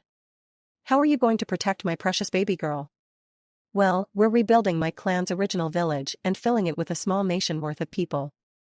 We'll eventually start training ninja, I guess, and right, making others do your duty. I asked how you were going to protect her. Inoichi pressed in a bit with a little chakra. Nothing overt, he didn't want the women of his life mad at him after all. Naruto paused as he thought about that. He had slightly dodged the question. Well, I train non-stop, and I've already gotten good enough to smack the legendary Sannin around a bit. I'm going to keep training, build up my skills, eventually learn nature manipulation as well. Naruto focused, eyes becoming hard. I would lay down my life for Ino. Inoichi immediately waved that thought away. Not your life, as my wife would say. Being a badass is all well and good, but always make sure to come home, broken or otherwise, but alive. Inoichi's eyes widened as a murderous aura seemed to appear around him. You wouldn't want to make my dear Ino sad, would you? No. Not at all, no. Good. So. Here Inoichi leaned in, face once more very serious. You will be dedicating your life to her, correct? She's my princess, so of course. Splendid. Inoichi leaned back, satisfied. One more thing. Naruto nodded wide-eyed. Yes, sir? How many grandkids should we expect? Error. The consciousness known as Naruto was suddenly in pieces. Had he heard that right? Surely not. Pulling himself back together and trying to control his eye twitches, Naruto wiggled a finger in his ear. I'm sorry, something crazy was in my ear just now. Inoichi shook his head and folded his arms over his chest. No, I don't think so. I asked how many grandkids we should expect. The Uzumaki clan is rebuilding, yes? That's a big responsibility. And I'm getting close to retirement. I'd like grandchildren to spoil. Naruto finally turned jerkily to Ino, who was still smiling and chatting with her mother through all this, ignoring him profusely. Ino. Nope, Daddy's talking to you, not me. Turning back to the older man who was smiling happily, Naruto gave up. Something was really broken in Konoha. I haven't given that much thought yet. I figured we have a few years yet before worrying over that. Inoichi agreed thankfully. Well, of course.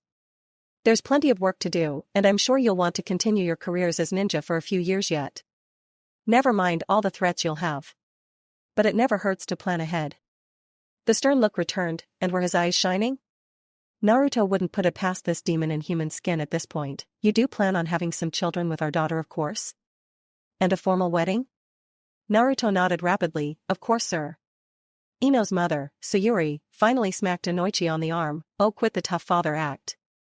You're just as excited as I am, and it isn't like you don't approve of the young man. Well, of course, but it's my duty as a father to harass him at least a little bit. Go harass the garden once in a while. Here the brown-eyed brown-haired woman turned glinting eyes on the man, or maybe put some of that energy into coming home at a reasonable hour from time to time. Sayuri wasn't going to admit that the empty house was somewhat making her wish she could have another child, but well, it was. Her baby had left the nest and it was looking like for good. Though, it did mean potentially a lot of alone time with her husband, if he would stop drinking late with his friends. Inoichi chuckled, yes dear. Sayuri turned back to the three teens, as far as a future wedding goes, don't you worry about anything. If anything needs to be paid for, we will take care of that. Ino shrugged, I'm sure with an entire nation at our disposal that's like, the least of our worries. Her mother nodded, of course, however, this is an honor for the bride's parents, please, let us do this. Naruto nodded, sure thing, though. Naruto paused and motioned around them, it probably won't be happening in Konoha. That's okay dear, destination weddings are becoming all the rage. Sayuri was also thinking further into the future. Would their children be just as blonde as them? Would they have Ino's eyes or Naruto's? What about those cute whisker marks? So many questions and hopes. Hinata nudges Naruto, we have the meeting coming up. Naruto nodded, yeah. Geez. Almost forgot, we have to meet with the Daimyo tonight. Inoichi frowned, so late?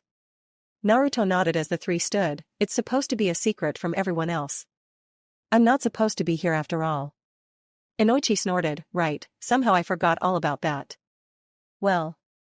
Inoichi stood and pulled a surprised Naruto into a hug, take care of yourself son. I'm sure my daughter will keep you in line well enough. Inoichi let the boy go with a grin, I'm letting her leave with some family scrolls as well, some have interesting techniques for unruly husbands. Ino is grinning as she hugs her mother, oh don't worry daddy. Ino latches onto Naruto's arm, I've got it all under control. I don't want to know, do I? You'll love it. She made sure to bat her eyes at him extra hard. Sayuri sighed, we are right here sweetie. Sorry mama. Saying their goodbyes and donning deep blue cloaks they all unsealed from their persons, the three teens were soon off and bounding across the rooftops. Left alone, Inoichi sighed as his wife leaned into him with a soft smile. It's a lonely feeling, isn't it? Sayuri nodded, of course, but we knew it was coming one day. Mistakes of the past. Sayuri turned in his arms, laying a hand on his chest, you know, it is still early and we're both wide awake. No sleep for me then? You'll love it dear. Giggling followed her statement, followed soon by happy moans. Already several rooftops away, Ino shivered and rubbed her arms, anyone feel like cold fingers just trailed up their spine? Naruto snorted, we're in Konoha, it could be literal. Hinata sighed, not funny Naruto. I know, but I'm just waiting for an excuse at this point to blow this place to hell. Did you send out your letters with clones? Hinata was occasionally using her Byakugan to check if they were being followed at all. Currently they were fine.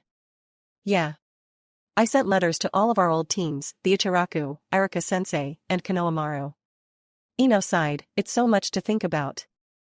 Hopefully it stays as a just in case. Naruto grinned as the singular open balcony at the hotel housing the Daimyo was well lit for them. Plan for the worst, hope for the best. Come on, time to see what another old geezer wants.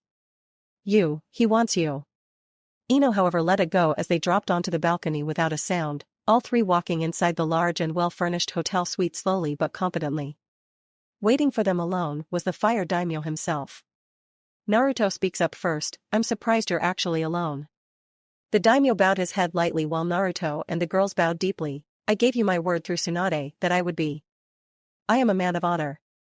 I'm sure you can appreciate that. We do.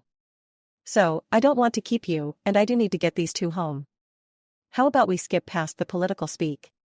Chuckling the daimyo motioned to a low table where he sat himself at the head. Naruto sat at the other end while Ino and Hinata sat on either side of him. Well, to begin, I wish to let you know that we will be bringing the council members responsible for the theft of your clan's knowledge and wealth to justice. Trial and execution will be swift, their assets will be liquidated and given over to the Uzumaki clan. Naruto shrugs at that, rather ambivalent at this point about the civilian council. It won't be enough. They took years of experience from me, never mind the money and knowledge. Rio can't cover it all. Sure, it was appreciated that corrupt members of the council would get theirs, but that didn't include the likes of Danzo or Hayashi. One was completely corrupt while the other was an opportunist. It was probably bad that the more he thought about it, the harder it was to figure out which was which. Taking a heavy breath, the Daimyo motions forward with a hand. I had the thought that it wouldn't be enough to convince you. My genuine hope, however, was that this at least would allow peaceful negotiations to open up once more between the Land of Fire and the Uzumaki clan. We were once such close allies, it would be a shame to lose that completely because of a few misguided cretins. This was it, play on history and honor. The boy had mentioned to several others that he wished to rebuild his clan, that should also include old allies. Naruto leaned over to Ino, who whispered quietly into his ear, "It doesn't hurt to at least agree to open talks. Plus that gives us a legitimate reason to be in the Leaf Village." Ino was trying to take this serious, even if she, much like Naruto, was ready to be done with the village. Now if only she could convince her clan to leave with her. Her mother would love the wave beachfront. Naruto leaned into Hinata next, who honestly had nothing to say about the matter at all. She trusted Naruto's judgment in the matter completely. She had meant it before as well, the only people holding her here were her team and maybe her little sister, but her little sister would be well taken care of and her team would understand. When we get back, I'd like to finish what we started in Yuzu. You know, when you were being so assertive? Naruto had to use everything in him to fight down the blush threatening to come up. Of course Hinata had nothing to add here, she wanted to be back home. Heh. Funny how Spring and Yuzu were more home to them than Konoha was now. However, he put on a face for the daimyo, nodding sagely before turning his attention back to the older man. We can at least begin talks between Konoha and the Uzumaki clan again. We still will not be returning anytime soon. We can visit and attempt rebuilding relationships. Naruto paused to actually think about it for a moment. Where would you like to meet for another meeting between you and I? The daimyo waved a hand. I am only here to help facilitate talks. I do, however, consider this very important, so you give me a time and I will make my way back here for the first initial beginning of talks. Naruto considers that for all of a moment before snapping his fingers. I say 3 months then from today. We can meet again and start talks. That should also give enough time to handle the council and our reparations. 3 months should be more than enough time. Inwardly, the daimyo smirked and began to pat himself on the back. This was perfect. If the boy was willing to talk, that meant there was a better chance they could sway him back into the village and the Land of Fire. He could save some face through all of this. Well, young man, like you said, it is getting late and I am much older than I used to be. Here the daimyo began to stand, Naruto and the others doing the same. Naruto and the girls bowed again. It has been an honor, sir. The daimyo bowed lightly and waved a hand. The honor is mine. I hope we can have a long and lasting partnership, despite everything that has happened. Naruto grabs the girls and with a grin flashes away to leave the daimyo alone. Said man finally sighed and moved to get ready to rest. It had been a long day and he had interviews to begin tomorrow. This village had really stepped into it this time and it would be up to him to turn things around. Naruto and his girls reappeared in his room, thumping on the ground and sighing with some relief. Naruto tears his cloak off and seals it away, stretching his back and sighing in relief. That was a bitch and a half. Ino nodded. You could say that again. Hinata had removed her cloak and was sitting on the edge of Naruto's bed. You're stressed. Naruto had to pause and think about that for a moment. Yeah, guess I am. It's been a busy day. He still had one clone back in Konoha. Wonder when that one would report back. Hinata, however, was grinning. How would you like a back rub? Naruto thought that one over. That would be nice, though I need to clean up first. Ino was all smiles as she grabbed Hinata. Well, why don't us girls go get cleaned up and then we'll meet you back here, huh? Seeing the boy nod, Ino ushered Hinata out into the hallway. Hinata, however, was blushing as Ino smirked at the shorter girl. So, do you want to be alone with Naruto? No, you can come back with me. Ino wiggled her eyebrows, not worried about if things get spicy. Hinata giggled as she shook her head and hip-checked Ino. that's assuming Naruto will be in the mood. It has been a long day. Well, let's make a battle plan before we get back. Ino tugged the shorter girl along as her own mind raced. It was late after all, no one else seemed to be awake, besides ninja guards. That gave them a little freedom for something to do tonight before they finally retired for bed. Back in Konoha, Danzo was home, walking into his study with a scroll in one hand and a cup of tea in the other. Between planning out a strategy with Hayashi and another meeting with the other elders, his day had been kept busy. Now, however, he was hoping to relax a bit, soothe his nerves with a special blend of tea, and sleep. Unfortunately for him, something tickled his chakra senses and had him looking towards one of the study's bookshelves. Not one of his root ninja, but who could have possibly gotten inside his home? No assassin has been so bold to confront me directly in a long time. Naruto stepped out of the shadows, hands in his pockets as he shrugged, yeah, trust me. If I plan on killing you, it won't be quiet. Danzo's eyebrows rose a bit. Mr. Uzumaki, to what do I owe the visit? I could have visited any time really. Just felt today was a special occasion. Naruto was walking along the wall of books and scrolls.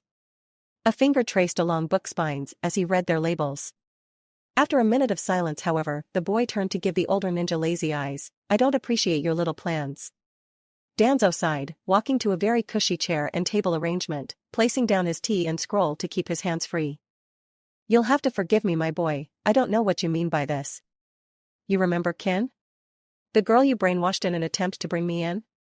Danzo's face didn't change, not even a twitch, but Naruto powered on all the same. Do something like that again and I'll have to follow through with my threat.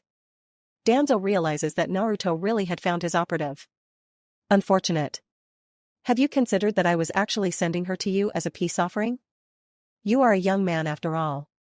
Yeah, I'd like my partners to be willing, you know. Fair enough. Danzo pondered over things for a moment before turning his one visible eye to the boy. We both know, however, you won't kill innocents. And Konoha is full of them. Danzo turns to fully face the younger ninja. Can you really blame an old man for doing what he thought was best for his village? For the land of fire? Surely you understand that loyalty still?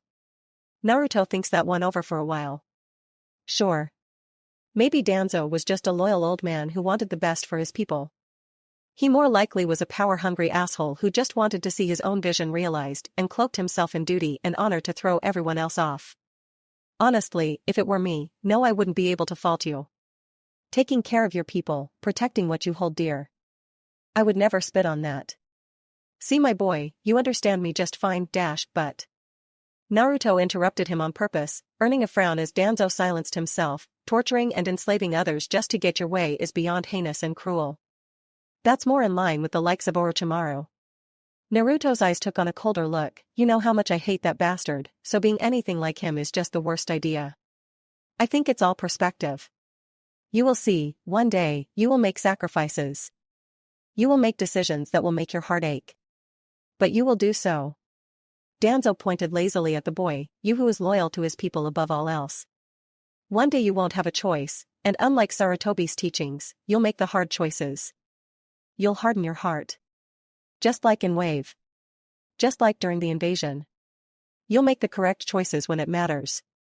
It was why Danzo was willing to take a much more hands-off approach as opposed to just taking the boy and giving him the root treatment. This boy was himself, decades ago.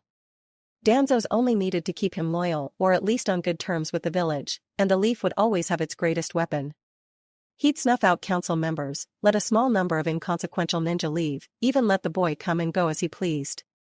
All if it meant in times of turmoil, the boy would come running, disposing of their enemies and leading the charge to avenge them.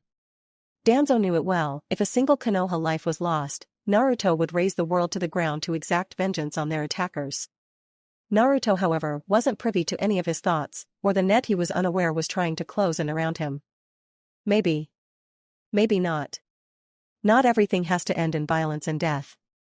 Running through rice had reminded him of that. The Fuma clan members he had saved now had a second chance to rebuild. He might not be the bleeding heart type, but he could be merciful. For now, just remember, old man.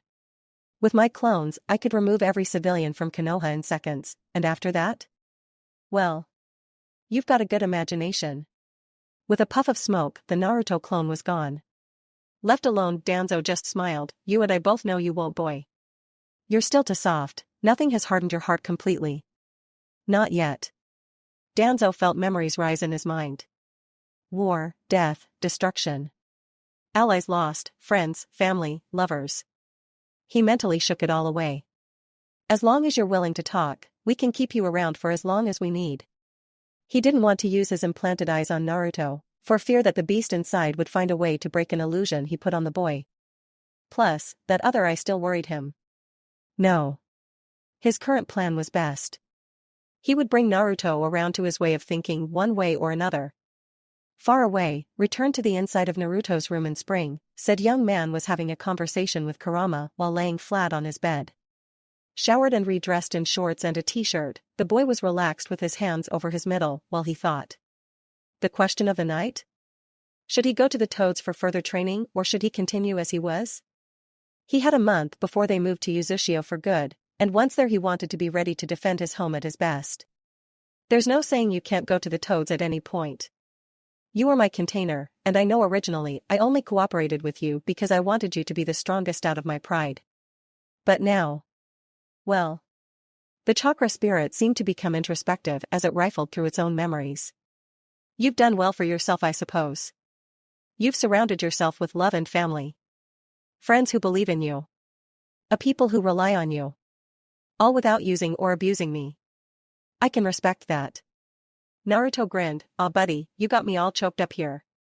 Don't be an ass, I'm being serious with you for once. Huffing and looking away, Kurama finished what he wanted to say. I respect you. Naruto Uzumaki. You have a strength that goes beyond just fighting. It is an honor to fight beside you. In a few years, if we finally combine my chakra and make me whole again, perhaps we can ensure your people remain prosperous for many years to come. Heh, I like that idea, Kurama.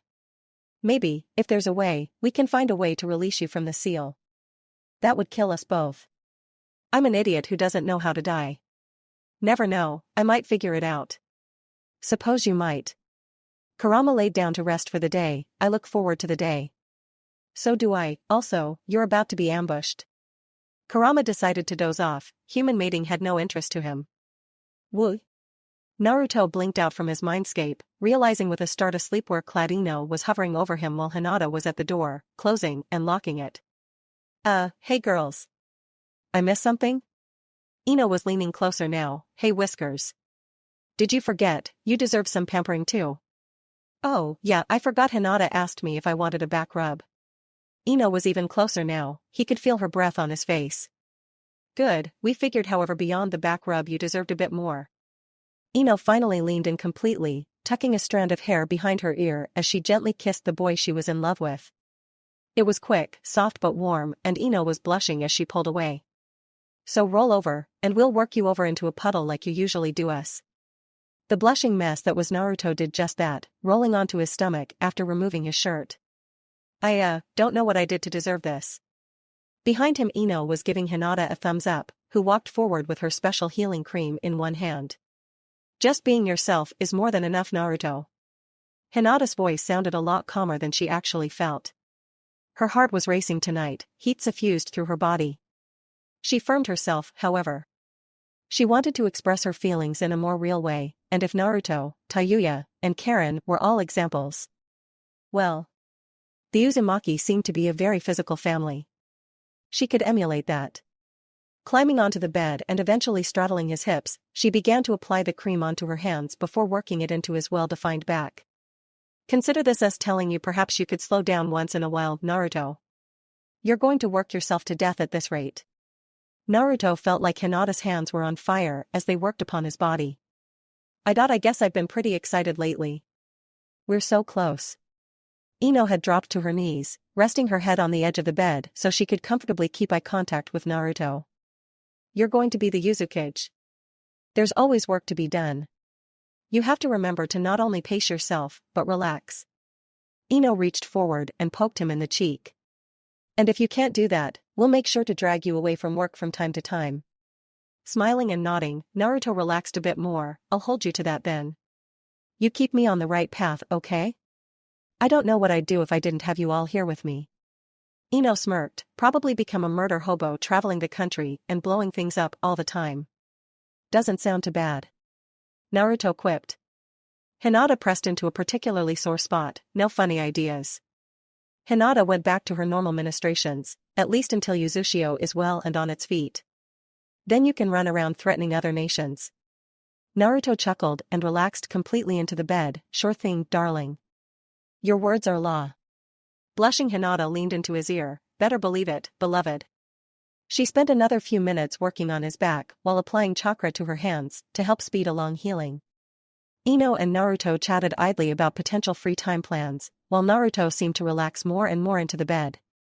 After some time, however, as the moonlight crept into the room, eventually Hinata considered herself finished and moved on to her own plan. Shuffling and spinning Naruto to his back. Hinata again straddled his hips with a blush. Hands on his chest, she began to work whatever remaining healing cream into his muscles. Naruto watched the girl above him slowly become a blushing mess. I'm not going to sleep anytime soon, am I? Ino leaned over him again, kissing him softly. We really only want cuddles and maybe some heavy petting. That alright with you? Naruto didn't have to think twice about that. Hands already moving up and down Hinata's thighs, more than alright. Hinata sat up straight, reaching down to the hem of her shirt before removing it over her head. Watching her love drink in her topless form, she leaned down to press her chest into his. I want to go to sleep in your arms. Naruto leaned up to kiss her, heat building up between them in seconds and leaving them breathless. Feeling cheeky, he pulled away and smiled at her. Your words are law. From the side, Ino took one of his hands into her own. Naruto wasn't sure when she had undressed, but the pale moonlight illuminating her gave her an ethereal glow that had Naruto's eyes widening. Better never forget that, whiskers. Naruto succumbed to his desires as Hinata pressed into him again while he pulled Ino closer to them, hand trailing somewhere warm and wet. He was in for a long night, and he'd be proving he was more than enough to take care of them all. Scene change, morning over spring was a visually stunning display. There were always low and light mists that the sun was quick to burn away in the purple and orange light of the sunrise. Many especially would enjoy quiet walks to enjoy the fresh chill air. Sure, the snow had been melted, but they were still far north and they couldn't completely escape the chill. This morning, however, was framing up to being different for Naruto in one or two major ways. Normally he awoke to immediately head out for either training or to return to whatever mission they were on. Most recently, that had been daily construction efforts in Yuzu.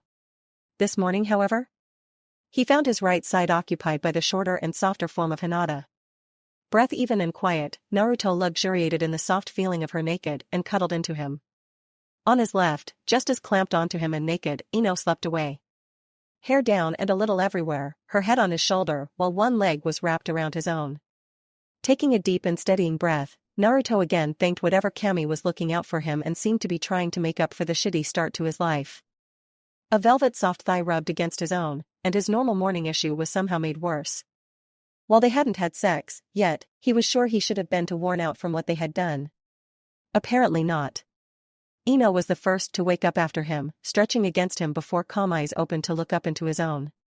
Smiling, the girl hugged him again before shuffling up to kiss him. Feelings exchanged, the girl sat up, bed sheet falling off her form and pooling around her waist.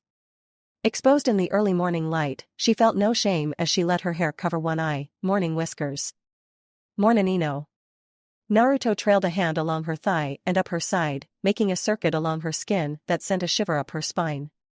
Maybe we could stay in bed all day? Ino leaned back on her hands a bit, budding breasts and the long expanse of her toned torso on display. Maybe we could finish what we started last night?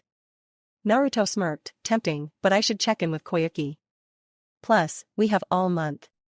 I want to relax with all of you. Spend time with everyone. So we'll have plenty of time. Ino's smile softened. That sounds great. Hinata finally started to wake, clamping onto Naruto with her arms and legs in some vain attempt to hold on to her sleep. After a moment and the brightness of the early morning sun creeping in through partially open blinds, Hinata opened pale eyes. Good morning, everyone. Morning, sleepyhead. That's some impressive bedhead. Ino was moving to stand, walking over to the window and peeking out of the blinds. She couldn't see anyone walking about yet, but the view was amazing.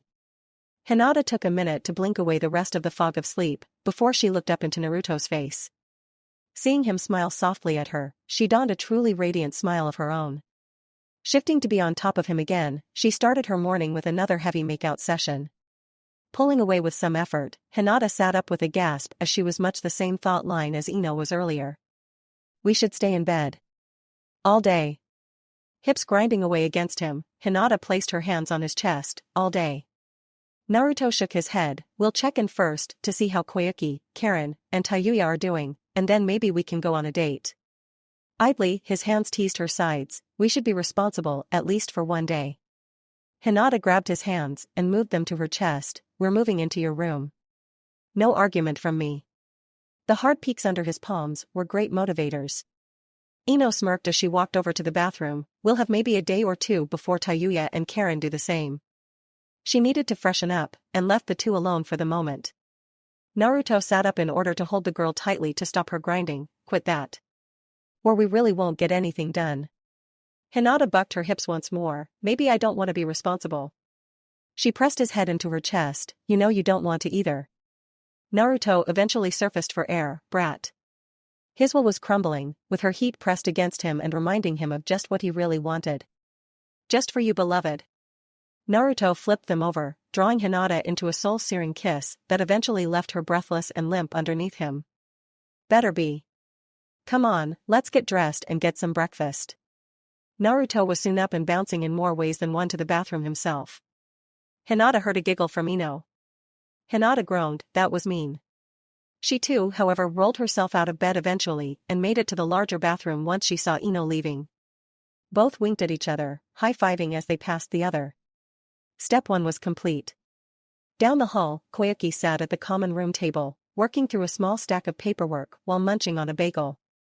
Naruto and the others had assured her that everything would be fine. However, she was still nervous. They were going back to the village that was happy to use and abuse each of them in their own way. And in Naruto's case, they would most likely stop at nothing in order to get him to stay. It didn't sit well with her. Not at all. Hearing footsteps, purposefully made for her benefit most likely, the young daimyo looked up to see the very people she was worried about walking in. Naruto was quick to collect food and sit across from her, chowing down on an omelette while Ino and Hinata found their own food and sat on either side of him. Koyuki was relieved at least, pointing at the boy with chopsticks. Welcome home. Good to be home. Naruto was quick to finish his food as he watched Koyuki go back to her work. He idly looked over the stack of papers before he voiced his own idea. Say. Koyuki. Would you mind if I had a clone or two shadow you for a while? Maybe help out with your paperwork and the like? Naruto rubbed his head as his embarrassment caught up to him. I'm gonna be a leader soon. I should understand some of what goes into the job. Koyuki smiled brightly. Of course you can, Naruto. Though I'm sure we'll have different workflows to worry about, I can show you what I typically deal with and hopefully that'll give you some idea of what you're looking forward to. Naruto sighed. I can already tell I'm going to hate paperwork. Hinata hummed. It's part of being a leader. Ino nudged him. You have clones anyway, I'm sure that'll speed up the process. Oh yeah. Naruto smirked and leaned on the table. Any word on the others? Koyuki nodded. The clone you left took Tayuya and Karen back to Wave. Tayuya mentioned helping out at the aid station while Karen was still working on some project back in Yuzu. We only just sent out Yugo and the Fuma sisters, so I doubt we'll hear anything from them until the week is out. Koyuki shrugged. Otherwise things are peaceful. Our port city is growing quickly, and with the warmed climate, we're expanding farmland at a breakneck pace. Once we finish laying the rail, we'll begin industry building and resource transfers to and from Yuzu. Naruto nodded. Once the civilian side of Yuzu is finished, we'll take a bit of a break all around. Let things stabilize and get a good idea of how things are going to work. Maybe after 6 months or so, we'll design and start work on rebuilding the ninja fortress on the island just north of the Big Island. So you don't plan on keeping everything together? Nah. Naruto had looked through what few records Karen had been able to find and his own meager collection. The Uzumaki had started with a good idea, if only they hadn't been betrayed. They would learn from their sacrifice, however. Just like we're doing now, we'll have another tunnel system that branches between all of the islands. Smaller though, since it'll be just for ninja business. From there we'll rebuild the main fortress and then build up outposts on the rest of the islands as lookouts. Koyuki leaned back in her chair. It sounded military thinking. Having a timeline? Not yet, kinda hope to have everything done within 2 to 3 years. Give or take a bit. But if our population continues to grow, then who knows when construction will stop. Koyuki shrugged, it's a good problem to have. Looking down at her paperwork, she saw a letter and was reminded of something. Oh, you have a letter from the hot spring daimyo. It wasn't marked urgent, so take your time, relax, and then read it over to see if you need to go see him. She picked up said letter and offered it to Naruto, who took it slowly. Stashing away the letter into a seal on his left wrist, he leaned back and stretched. Well, today is gonna be a lazy day, I think. Looking at the two girls next to him, he hooked a thumb over his shoulder. Wanna hit the beach today? It's sure to be warm. Ino's eye immediately started to shine. Yes. Let's do it. Hinata had the same sentiment, it'd be good to relax like you said. Koyuki feigned annoyance. Oh yes, make plans to be all lovey-dovey without me. I'll be Jewist Fian. Naruto rolled his eyes, making clones, and standing with the girls. Ino and Hinata were already making their way to the doorway, while Naruto himself leaned over the table. Reaching out and tilting her head up by her chin, the boy laid a gentle kiss on the girl's lips. You'll get your date day too, don't worry. Koyuki was blushing but eventually pushed him away with a smirk, two clones coming to either side of her to watch her work. I better. Now get going. I do have work. And don't think I can't figure out what's going on around here. Naruto turned back to wink at her. Maybe you'll get a turn later, huh? And then he was gone, leaving a flustered Koyuki alone with his clones. Tease. She mumbled out. One of the clones leaned over to her. We can always make up for it now. Koyuki rolled her eyes. Maybe later. Here, sit, this paperwork is dealing with current population influx. She'd get hers later. If Naruto knew what was good for him. Scene change. It was later in the day, just past noon, and Naruto was doing something he wouldn't have even considered within the last few months. Laid out on the beach under a wide umbrella, Naruto relaxed in bright orange shorts while Ino and Hinata played in the surf. Hinata had found some way to use her ninja training to skate along on the water, while Ino was picking up and learning the technique as well.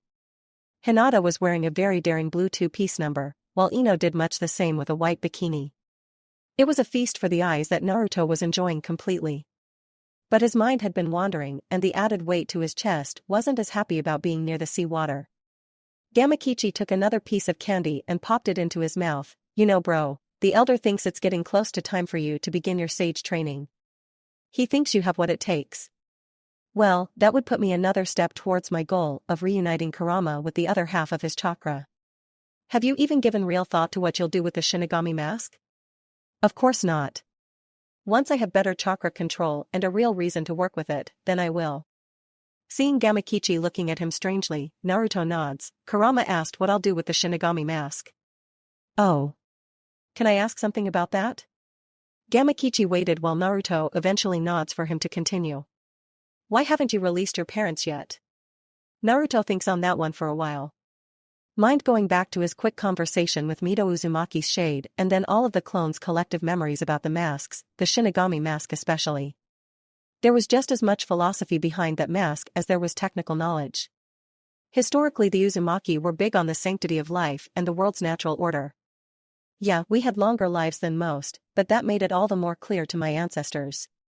Bringing anyone back from the dead was not to be done lightly and was seen as an affront against both the clan and the world.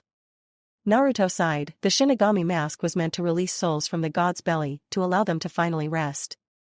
Of course, there was an Uzumaki mask made purely to bring the dead back to life, but it was sealed deep within the temple. Naruto closed his eyes as he relaxed further into the sand. I have no plans on unsealing that mask, ever. Kurama grumbles, why not destroy it? Naruto voices what he says for Gamakichi's benefit, destroy it, huh? I think, the part of me that wants to be realistic about things, can't. One day someone, a descendant hopefully, or even me, might need that mask. It would be a major sacrifice in order to do so, to bring one person back who deserves a second chance. But I can't say it'll never happen. Gamakichi had stopped eating by now, listening quietly to Naruto. As the boy paused however, Gamakichi nodded, sounds like something my dad said once. That the living had the duty to live a full life once and to leave the rest to the next generation. Breaking one's self from the natural order puts them above mortals and intrudes into the realm of the gods. That never ends well. Naruto agrees with that. I'm not looking to do the job of any of the kami. No. His eyes landed on Ino and Hinata again, both water skating back towards him with wide-open smiles. I want to live a happy and fulfilling life, and then be done and ready to pass when my time comes. Hopefully a long time from now. With me in your gut, you probably have a few centuries to go. Sounds annoying. You get used to it. Gamakichi finally sat up and saluted. I gotta head back, but maybe we can hang out again soon. Sure thing, Kichi. And then his summon was gone. Though he was quickly replaced by a playful Ino, flopping down next to him while Hinata sat down more sedately. Yo. You're being a stick in the mud, come on Naruto. Come fool around. Shaking his head with a smile, Naruto nodded, sure thing. Let's go have some fun. Every day was meant to be lived after all. Chapter 32. Naruto is standing tall across from Koyuki as he detailed the specifics from the letter he had received. The Hot Springs Daimyo had requested that they go and check on a village of outcast ninja that had nearly been forgotten about. The Daimyo at least wanted to make sure for certain whether the ninja were still alive or not. Koyuki had a worried smile on her face as Naruto claimed this should be a quick mission and they'll be back within a few days. Are you sure you should get this done? Koyuki had remembered the letter addressed to her as well. He did mention this wasn't a rush. Naruto was beginning to sweat. Well, if everyone thinks this clan is dead and they happen to be there, it could mean we could convince them to join us. And if not, it's another step towards bringing Hot Springs into our alliance. Koyuki pondered over that before nodding. It's a sound reasoning, I supposed. Her eyes flicked to the two glaring girls at his shoulders. Hopefully you survive this one and come home. Naruto chuckled, I'm sure this'll be a quick one. Very fast. Back before you know it. Ino's eyebrow was twitching. You said we'd get a vacation. Vacay-tie-in. This is not a vacation. Hinata's Byakugan was active at the moment. I'm going to drag you back to bed and make you regret every thinking about work again. Naruto nodded while maintaining eye contact with Koyuki. I'll be Fiian. Koyuki sighed, finally waving them away as Naruto made a pair of clones to stay behind with her. Sure. Well, your funeral. Bring me back a souvenir this time. Naruto saluted, tentatively held out his hands, which the girls clamped onto, and they were gone. Koyuki looked up to the clones. You just can't stop working, can you? We tried? Not hard enough. Now here, this paperwork is dealing with internal affairs. We have she hoped her co-wives didn't rough him up too badly on this trip. Far away, said trio was hopping along the trees towards the area the Hot Springs Daimyo had claimed the hidden clan had been exiled to. Naruto had donned his Onaman mask, taking the lead while Ino on his left took a brown Oni mask and Hinata took a blue Hanya mask. There was silence for a time before Naruto sighed loudly and paused on a branch. It's the land of hot springs. How about after this, and we check in with the daimyo, we find a resort and hole up for a day or two? Ino was willing to forgive right away, you mean it? She had pulled free some of her new senbon, proceeding to sharpen them for effect, just in case. You did tell us we would get some downtime once, and this is most decidedly not downtime. Absolutely. Hot spring resort, pampering, the works. Hinata needed further reassurance. No work, none. I mean it. I want good food, a warm bath, then you, and a bed for a full day. Yes, darling, no work. Your word is law. Then I approve and forgive you. Naruto breathed a sigh of relief as he jumped high above the tree cover to get his bearings again. Once back along with the others he frowned. How do you lose a clan? They started off towards the north again. Ino scoffed. When you put them in a place called the Valley of Hell, seems like you almost want them to die out. Naruto nodded, which like I said back in spring, if we do end up finding them, maybe we can convince them to come to Yuzu instead. It'd be our first ninja clan to join us. Hinata shook her head. Are we forgetting the Fuma? They're staying in Rice though. So allies yes, but official part of Yuzu no. They all lapsed into silence as in the air, they could smell something foul. It took some travel among the trees in order to track the smell down, the only clue they had to the potential location of the valley, but eventually they did. Tree cover giving way to rocky terrain, they eventually stood over a valley nestled in a wide canyon. Thick mist settled over the area, and from what they could see, blood-red water covered the bottom. Huh. Ino covered her nose. I could see why people would think they're dead, the water looks like blood. Hinata nodded. There's very little life here, but I detect chakra signatures. Naruto nods. Keep your masks on. We're doing this as Yuzushio, not individuals. Ino felt like teasing, yes Lord Yuzukage. Hinata jumped in, of course, Lord Yuzukage. I'll never get used to that from any of you. Hinata leaned into his ear, maybe you can make me scream it later? Naruto jolted and stood ramrod straight, okay, that's it, we're finishing this quickly and finding a resort. And then he was leaping to run down the canyon wall. Behind him Ino and Hinata high-fived again before following along after him. Hinata kept her Byakugan active, pointing them in the correct direction. As they pass a pool of water, it is Hinata that makes the first comment on it. The water is teeming with particles. I guess that's where the red coloring is from. She's curious about it, but that's it. Ino however picks out something else, with my increased earth control, I bet I could control it. It's mostly iron and some other trace earth elements. Trailing some chakra from her fingers, indeed with the added earth control from her mask, the water responded to her. Something to keep in mind for later. Hinata perks up, heads up, large concentration of people ahead, looks like we found the village. Naruto nods, follow my lead, I want this over and done with hopefully without any fighting. Yes Lord Yuzukage. That they both said so in unison had Naruto shivering. Yeah, never going to get used to that.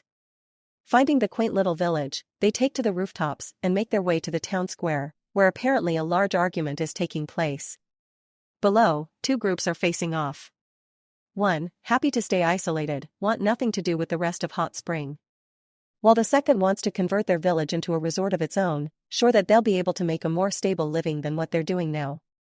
Isolated and alone, they were beginning to finally crack under the pressure, and some feared it would wipe out the clan. Voices shouted back and forth, tempers were getting heated, and above them unnoticed, Naruto and his girls watched on in silence. Ino leaned down to whisper in his ear, should we step in? Naruto shrugged, in a minute, I want to see if they bring up anything useful.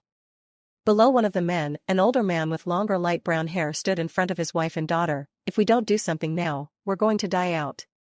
The world has forgotten us. Surely you all see this. You just want to run away from our clan's problems, N. You don't actually care about the clan. N frowned and raised a fist, you want to see how much I care about the clan, you bastard. Come say that to my face. Oh, I'll show you something to your face, asshole. Come here. Someone had pulled a rusty-looking knife when had prompted more weapons to show up. Naruto however had seen enough, plopping down and crossing his legs with his hands on his knees, he called down to the assembled people, is this a clan-only argument? Or can I join in? Startled and stalling the impending brawl, everyone turned to look up towards the masked individual who was mocking them. And was at the front however, who the hell are you? Me? Naruto tilted his head as he knew they couldn't see his facial expressions, I'm just a wanderer. Someone sent to see just what became of the Chinoite clan. Seems like you're ready to kill each other. The man who had been arguing with N, a taller man but having a lanky build, light clothing to endure the heat of the valley, he pointed at the boy, this is clan business, begone and leave us alone. Naruto nodded at that, considering it before throwing the thought away. I could, sure. Boot. I have a question. Seeing he had everyone's attention, Naruto slapped one of his knees. The world thinks you're dead.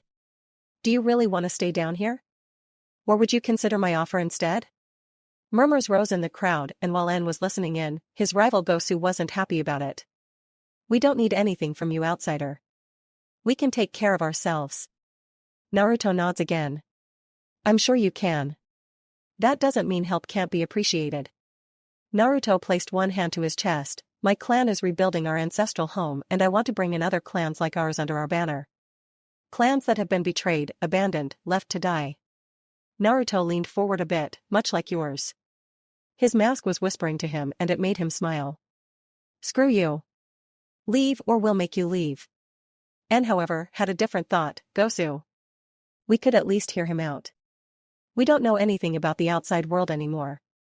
And be betrayed again? Never. Gosu pointed a thick finger at Naruto, I'll never bow down to some weak kid.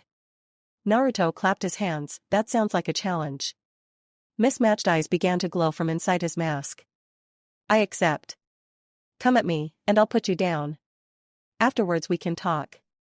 Gosu paused, body trembling as adrenaline began to work through his system. Around him, a few of his loyalist comrades were with him ready to fight. Originally, that had been against N and his group, but now this outsider was giving them a better target. I'll tell you what, boy.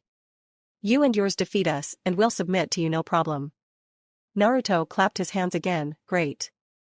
Makes this easy then. A hand came up, flowing from his forehead down to his chin. In its wake, his mask changed to a red Hanya mask. Riptide, keep it non-lethal please. I'd like our new friends alive. Ino and Hinata nodded together, yes sir. Gosu waved forward, kill these brats, and let's get back to our talks. Gosu himself leapt forward, a rusty blade in hand aiming for Naruto. He never saw the clone that blindsided him. Kicked by what felt like a raging bull, Gosu was sent skipping along the ground before finding his footing and looking up through the pain. There were more than a few ribs that groaned in pain. What? A clone was already before him, a glowing band of seals around its wrist. Too slow, buddy. Seals just above knockout level, the clone exploded and sent Gosu further away, skipping along the blood-red water to finally catch himself on one of the many pools in the area. Groaning and levering himself to his feet, Gosu looked up to focus on what was happening. He wasn't given a reprieve however, as another clone of the masked blonde was upon him. Hope you didn't think we were done. Enough. Filling his eyes with chakra, activating his Ketsuryugen and holding out a hand, I'll pull your blood from your very body. The clone smirked as it got in close, seal set slightly stronger and ready to go. Yeah. I'd have to have blood for that to work. More light and fire. Expelled from the smoke and superheated steam, Gosu was hanging on to his consciousness by a thread. Clothes singed and body aching, he used the water to cushion his fall and eventually surround himself with a defensive wall of the blood-red fluid. Fuck, that kid can hit hard. Several clones surrounded him and he began to manipulate the water directly, water spikes shooting up in an attempt to impale each of them in turn. The clones began to weave and dodge out of the way. Several took the direct route, trailing hands along the water to disrupt the chakra within and destabilizing the technique. Eventually, several were close enough to release their seals, blowing away the defensive ring of water and filling the area with steam. Just what are you?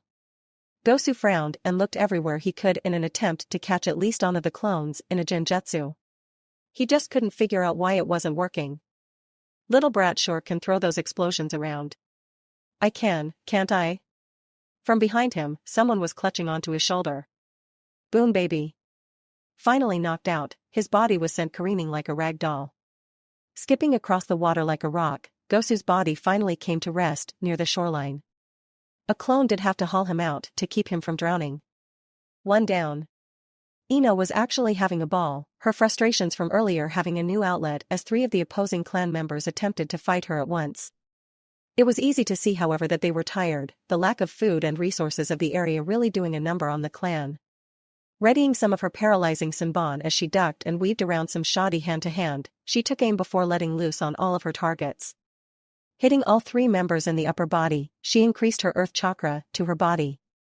It was quick from there, as surrounded though she was, she landed a strong fist to one's solar plexus to knock them out.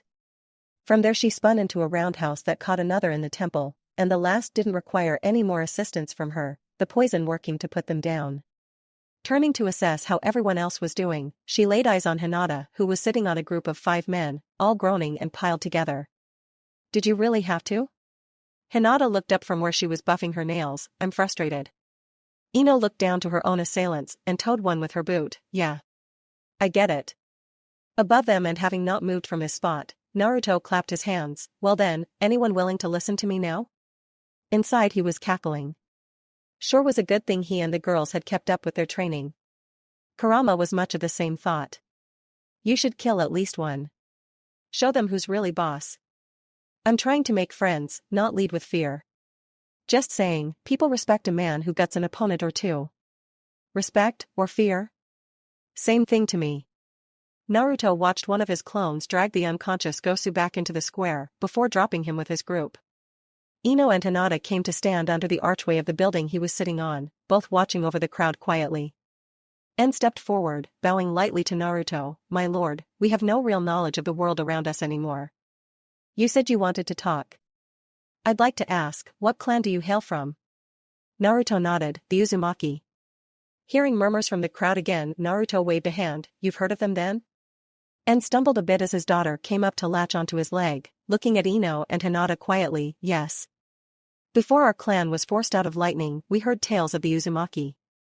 But they were strong, unmatched in seals and barriers. Why would you need to rebuild? Easy. Naruto frowned behind his mask. An alliance between stone, cloud, and mist came down on my clan once upon a time and wiped them off the earth. A few survived, and now we're banding back together and rebuilding our home, bigger and stronger than before. An's wife whispered in his ear and he nodded. The rest of the group seemed to be fine letting him talk to the powerful outsider. And now that you know we are alive and well, what will you do? Nothing. What? Naruto patted his knee again. I meant it, my current job is to confirm whether you are alive or dead. You are alive, so that's it. From here we leave and return home. But, I had another idea that I want to offer you. Seeing no one looking to interrupt him, Naruto pressed on. Join me. Join my efforts to rebuild my home and build a home of your own within my borders. The world thinks you're dead anyway. You could come with me under a new name or just claim you're a new Chinoite clan. Either way is fine with me. Unless you want to stay down here, alone. Then I'll leave you be, and never bother you again. And looked around to the others, wondering what such an offer would mean for them in the long term. What would you ask of us if we join you? Honestly? Not much. If you wish to be ninja, then you do the basics. Swear your loyalty to me and defend our home in times of crisis. Civilians will be civilians and can carve out normal lives for themselves in the city.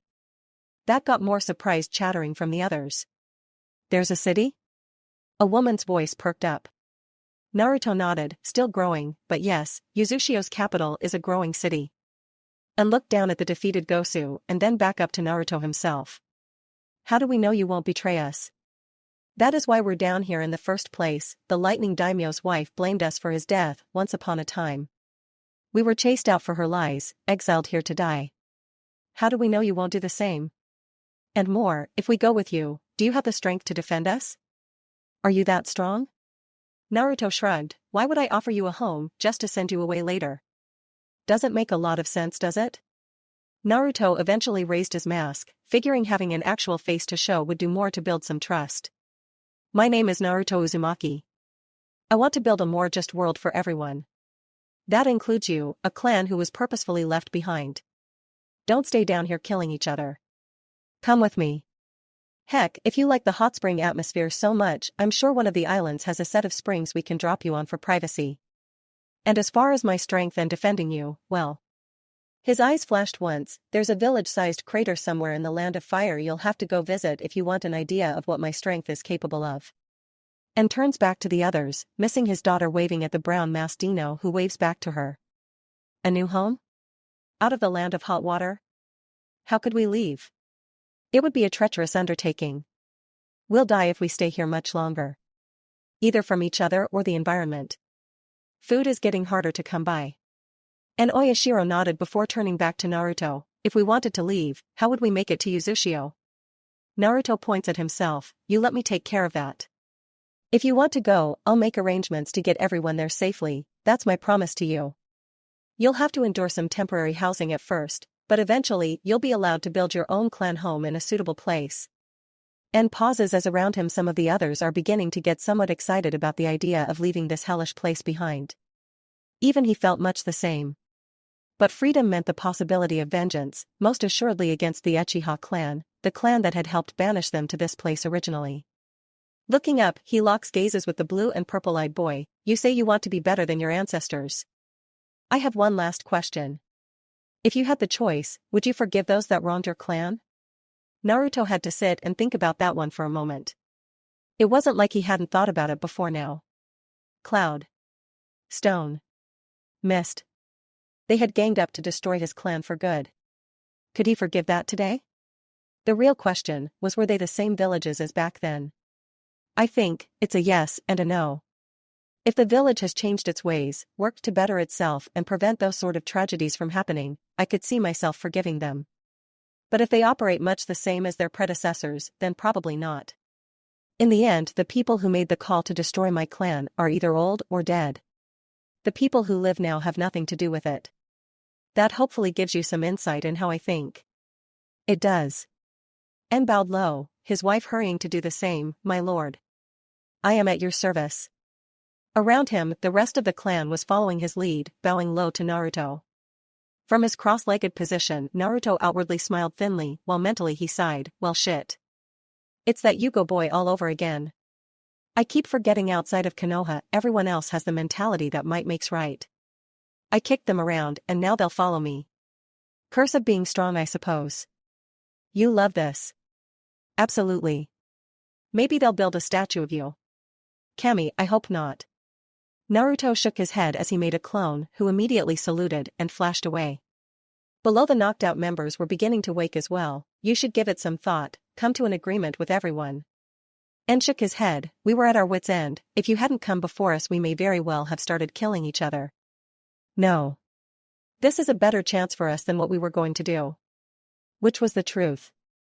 As Gosu groaned and shook himself awake, someone rolled him onto his back and helped him up. "You're alive, Gosu." "Barely," Kid packs a wallop and shrugged off Genjutsu like a real master. Looking up, Gosu tries to bow as well. "We're yours." "I'm a man of my word." Naruto nods. "Gather whichever supplies, clothing and possessions that you need and can carry." Here he made roughly 500 clones for the 150-odd clan members he could see and ignored their surprised gasps. "My clones will take you away when you're ready to go. You'll be under a probation period for some months. As long as you don't cause any trouble, you'll be fine." So saying, his first clone flashed back before it dispelled. Memory showing that Tsunade was happy at the news and had plenty of room for the incoming clan. Naruto nodded, "Welcome to Uzushio." And nodded, "We will make you proud, Lord Uzumaki. Will you report us to the Hot Springs Daimyo?"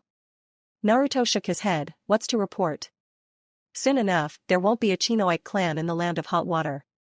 Seeing the boy affix his mask again, back in the white Onaman mask form, the Chinoite clan watched the group of three bound away and disappear into the mists. And sighed with some relief. "Well. Fate has really thrown us a curveball, yes?"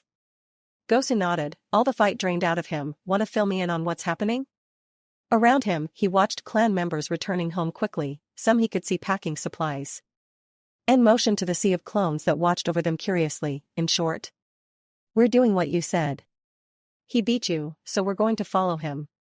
Lord Uzumaki has offered us a place within his borders of Uzushio." "Huh." Gosu looked at the man not long ago he was planning to beat into the dirt. "Guess it's better than killing ourselves, yeah?" "Absolutely." They all turned to begin packing for their move, unsure of their future but feeling like this might be a second chance at life for the clan. And paused. "Do you think we should change our name? We can talk about it, as a clan." It was time for a new beginning, maybe that meant a new clan and a real fresh start. Scene change. Naruto stood before Taida, the daimyo of the land of hot water, mask firmly in place while Ino and Hinata flanked him. He had given a report stating that the Chinoite clan was nowhere to be found in the Valley of Hell.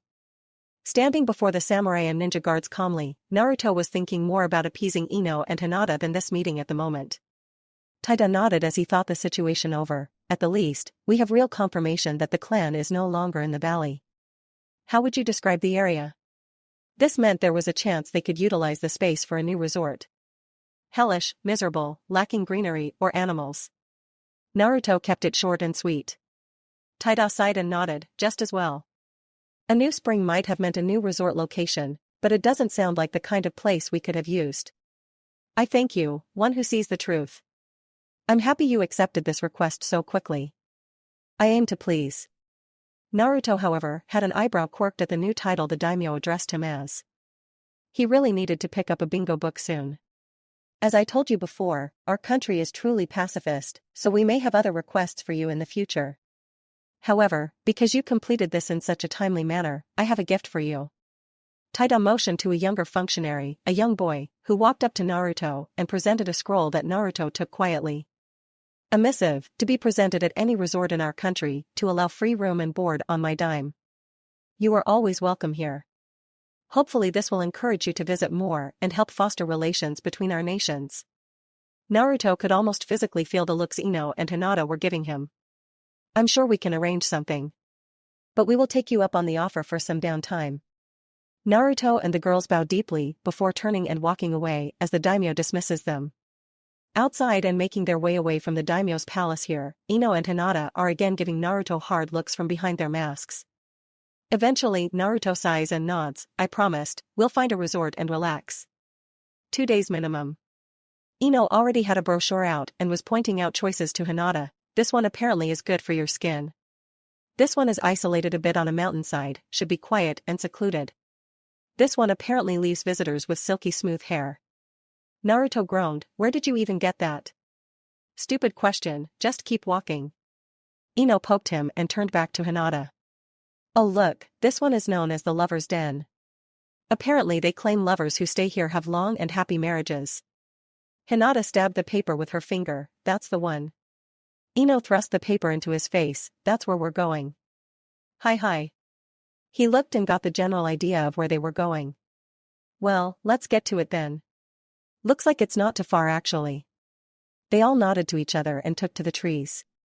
The girls practically radiating excitement while Naruto himself wouldn't admit to it, but he was excited as well. Relaxing outside of home would be a new thing for them. Within the hour, they were dropping back to the road in front of a well-cared-for inn and bath. Several stories tall and tucked away in the forest, it exuded an aura of cozy comfort. They removed their masks, sealing anything away that might identify them as ninja as much as they could. Eventually, they walked inside, where a kind-looking older woman watched them walk in with a smile. Welcome to the Urashima Inn. How many rooms will you need? Naruto walked forward towards the reception desk, offering up the scroll from the daimyo first, just one will do. Peeking at the scroll and seeing the seal there, it takes her all of a few seconds to give it back to the boy and clap her hands harshly 3 times. Within moments, 4 women appear behind her, all with smiles, of course my lord. These are my daughters, they'll escort you to your room and get you situated. Please, enjoy your stay. With that, Naruto, Ino, and Hinata are led through the halls of the inn and up several flights of stairs by the group of women. All had similar looks, deep blue yukata, brown hair tied in buns, slightly plump faces, and brown eyes. Normal and homely looking, Naruto decided. They were eventually led to the top floor, where there was only one suite available. One of the girls opened the door while 2 entered to begin opening windows, and the last motioned for Naruto and the girls to follow everyone inside. If Naruto could describe the space, it would easily be the most luxurious place he had set foot in. Everything had a red and gold tint to it, the wood floor and beams evenly waxed and looking freshly cleaned, plush green rugs covered the floors in places, while the space in front of them was a sitting and receiving space with a low table and a cushioned sitting area. There was a balcony off to the left, which one of the girls was sliding open the doors and airing the room out. Ahead of them, one of the girls was opening double doors to bring them into their bedroom. Walking along and marveling at the domain, Naruto noted to the right was a very large 4-post bed that was again trimmed in reds and golds, full of fluffy-looking pillows and blankets. On their left there was a wall with several paintings depicting beautiful landscapes, though as they kept walking they could see it blocked off the bathroom, which itself looks to be a well-furnished space. One of the girls in the lead again was opening up another set of doors, these however led to another balcony, on which was a smaller outdoor tub, though it looked large enough to fit 4 people comfortably. Turning around the girl addressed Naruto with a deep bow, you will not be disturbed as long as you stay. If you need one of us, please return to the front room and clap loudly 4 times. Your privacy is our main concern and we will not respond to requests from the bedroom. I hope you understand. Ino jumped forward, we do and appreciate your hospitality. Inside, she was already making plans and enjoying the royal treatment. Maybe taking this mission was the best thing they could have done if it led to stuff like this. The woman nodded, my name is Mutsumi, please enjoy your stay. Tonight we are planning on a food sampler of roasted boar and a fried chicken and vegetable stir-fry, if that is all right? Naruto nods, sounds great. Mutsumi nods again, we will bring your servings towards the evening then. All meals will be brought to you along with a list for the next meal. All of the baths are available to you, though right now, the mixed baths are not available. They should be available by tomorrow. By your leave.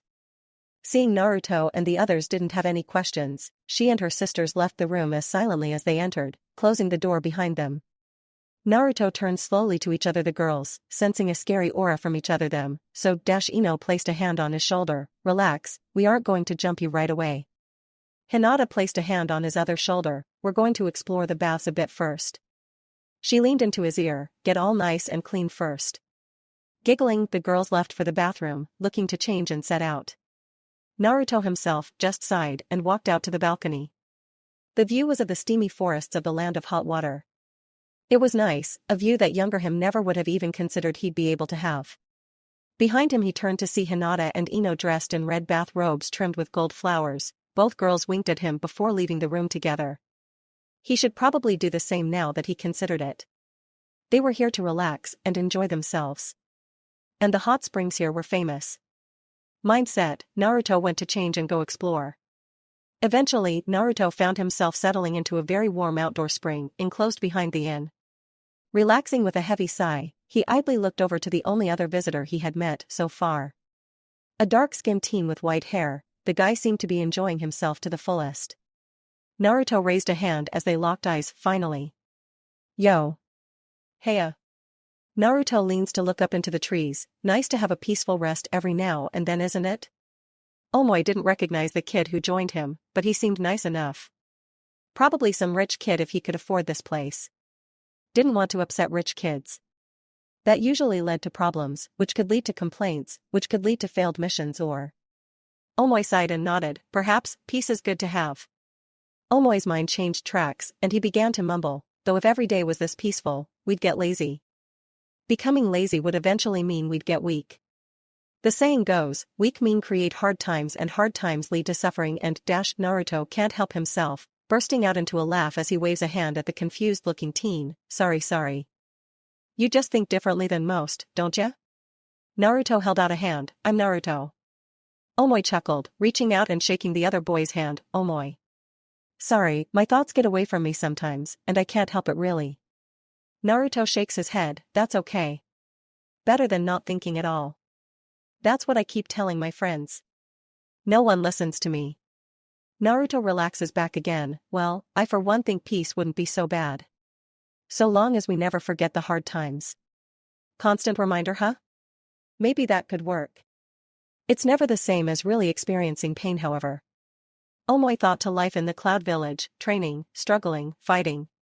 Naruto nods at that. Of course not, but I don't think everything needs to be experienced firsthand in order to learn the lesson. You didn't need to watch your whole family die in order to understand the pain of loss after all. Perhaps. The boys settled into a comfortable silence while over the spring's divider they could hear the giggles of rowdy girls. They sound like they're having fun. Naruto raised an eyebrow. Friends of yours? Yeah, we're on a trip looking for another friend of ours, got separated.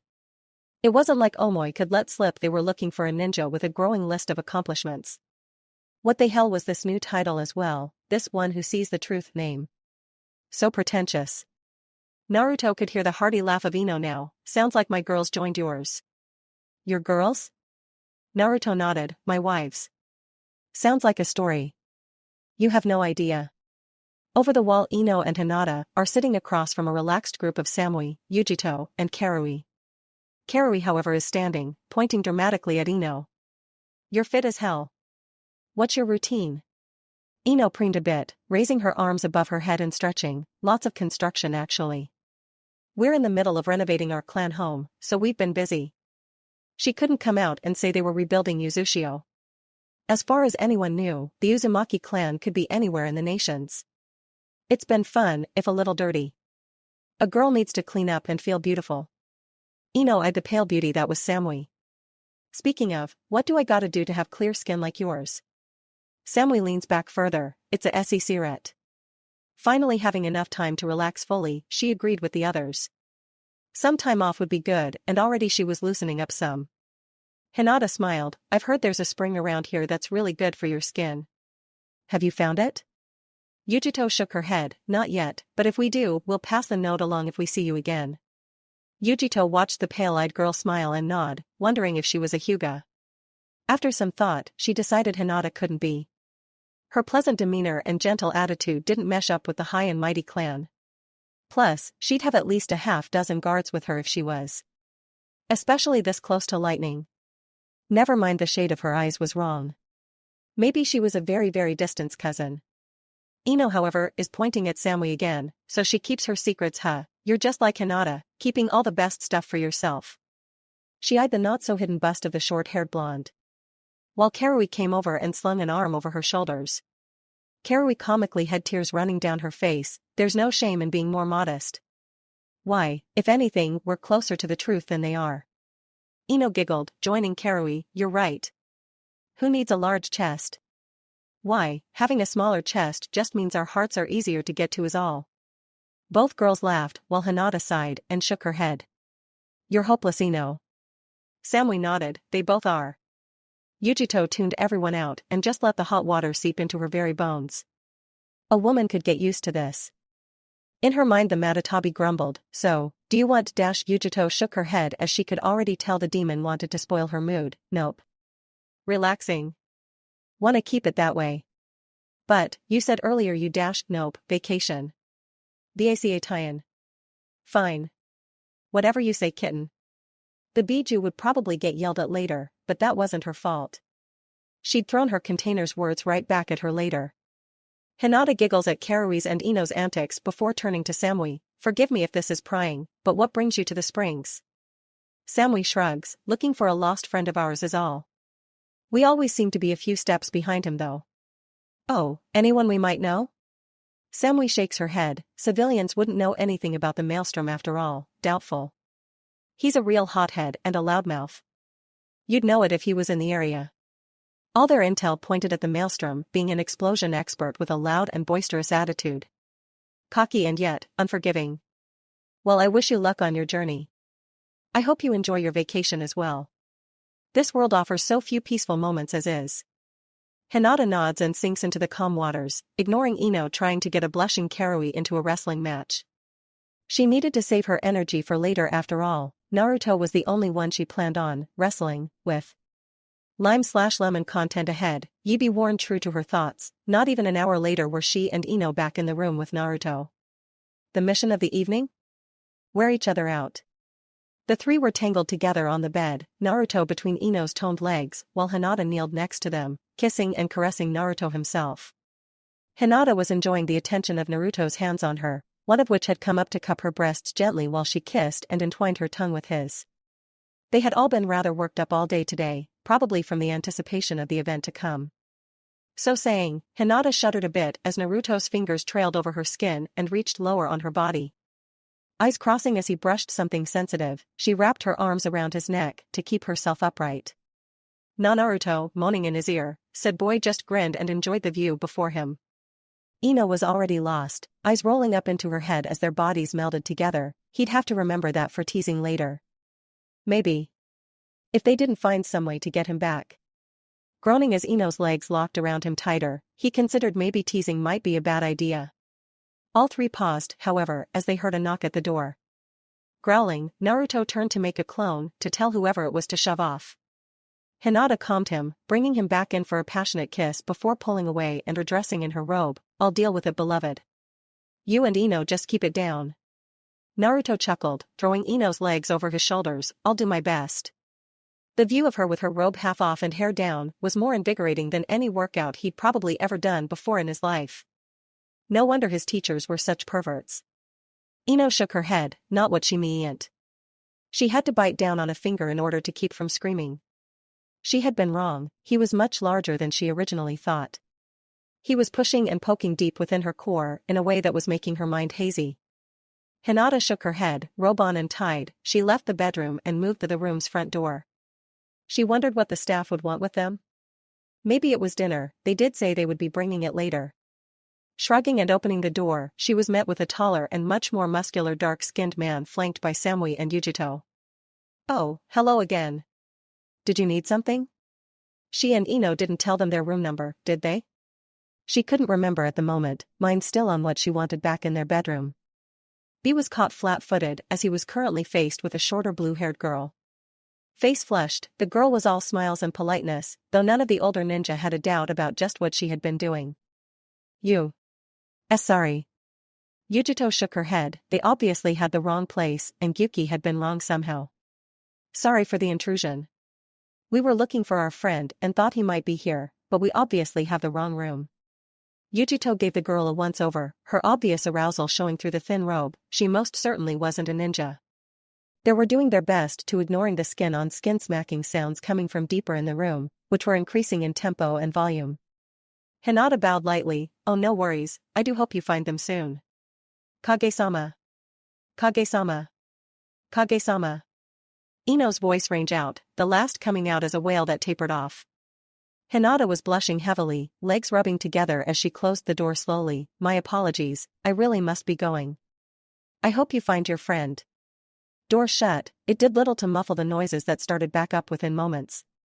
Samui began pulling the big man away. You were ogling a Kage's woman, wanna guess how much trouble that might put you in? Yujito sighed and followed after them, and you got the wrong place. I know you're lonely and all, but come on. B shook himself, no. No. Yuki said he felt the Kyuubi's chakra. More like he felt his pervert senses tingling. Samui sighed deeply and kept pushing. Whoever that really was sure sounded like he was good at what he did, however. That didn't have the usual notes of faking like most women might put out.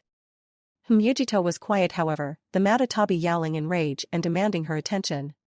What do you want, you mangy cat? Go back in there and mount that stud. I thought I was the one who was hard up. Shut up. That's prime beef back there. Go get some. You're hopeless. I'm horny, there's a difference. Tuning out her demon again, the group left with their own thoughts on the matter. Never realizing just how close they were to their target. Said target had his arms wrapped around a delirious Hinata as he pressed her against a wall. On the bed, a tired and worn-out Ino panted for breath while her body trembled and she tried to regain her energy. Hinata herself wrapped her arms around his neck and kissed him sporadically as heat built up within her. I love you, Naruto. I love you. Gasping as he squeezed her rear tightly, the boy grinned and kissed along her neck and jaw. I love you too, Hinata. Beginning his motions again, he leaned back a bit. What do you say, skip dinner and keep at it all night? Hinata nodded quickly, unable to voice her opinion as something coiling inside of her was about to come undone. Feeling cheeky, Naruto leaned into her ear. Guess you're right, gonna have to make you scream my name before the night is over. Naruto. The night would be a long one. Leaving Naruto tired, yes, but mentally buzzing for the rest of the day. At least the staff was nice enough to leave him breakfast, several portions more than normal by the look of it. So thoughtful. And lemon content scene change. Yugo had decided that joining with his lord Naruto Uzumaki had probably been the best decision he had made in a long time. Here he was, traveling through tea country with two beautiful women while they made their way to their old clan home. Their initial mission of letter delivery had been an easy one to finish, along with some assurances that Spring would be doing its best to help out the recovering country. Of course, mentally he knew Kotoheim was completely off limits. Naruto had laid claim to her. Kin, however, seemed attainable. The shy girl had been skittish around him ever since her sister had thrown her at him in the bath. But they had started talking and he could say happily that they seemed to be getting closer over time. At the moment, however, all three had paused as in front of them was an angry-looking Iwa Kunoichi standing in the middle of the road. Flanked by another Kunoichi who looked exasperated but resigned to her fate. The angry Kunoichi pointed a shaking finger at the trio. I finally found you, Maelstrom. I've had enough and I'm going to stomp you into the ground once and for all. Kuratsuchi hadn't seen the Maelstrom's picture in a while, having lost her bingo book some time ago. But this had to be him. Orange shirt and bright orange hair? Had to meet the description. Summoning a spike of earth and readying to throw it at her target, she nearly missed her current partner trying to interrupt her. Her companion, Suzumabachi, was tapping her superior on the shoulder. Sure, she had wanted to bring her clan back into the village's good graces and had jumped at the chance to do so with this mission. But it was turning out to be a major hassle. Who gets lost on a one-way road? How is that even possible? Lady Kuratsuchi, this isn't the Maelstrom. Yugo himself nods, slowly, and keeping his hands visible, he unseals a bingo book from his pouch and turns it to his lord's page. He turns the book around to show the pair, that looks nothing like me. Kuratsuchi looks the page over, then once again, just to be sure, before sighing and dropping her arm to her side. Of all the rotten luck. Ah, sorry. She starts to scratch her head. Guess I'm terrorizing you for no reason. Sorry about that. Turning and giving Suzumabachi an irritated look, she motions for them to leave. Come on, your bees obviously don't know what they're doing. So we're going back to using my intuition. Suzumabachi had been told to follow Kuratsuchi's orders to the letter after all. So she shrugged and followed along. Yes sir. Bowing once more to the trio, the pair of girls left quickly back the way they came. Left alone on the scenic bit of road, Yugo and the others all looked at each other with curious gazes. Kin opened up first. What do you think Lord Naruto did to make her so angry? Yugo thought about what he knew about his lord and friend. Perhaps he defeated her mercifully in combat? He doesn't seem like the type to kill needlessly. Kotoheim considers that. It makes sense, I suppose. Or maybe he spurned her advances. She seems to lack anything my Uzumaki-sama would find attractive in a woman.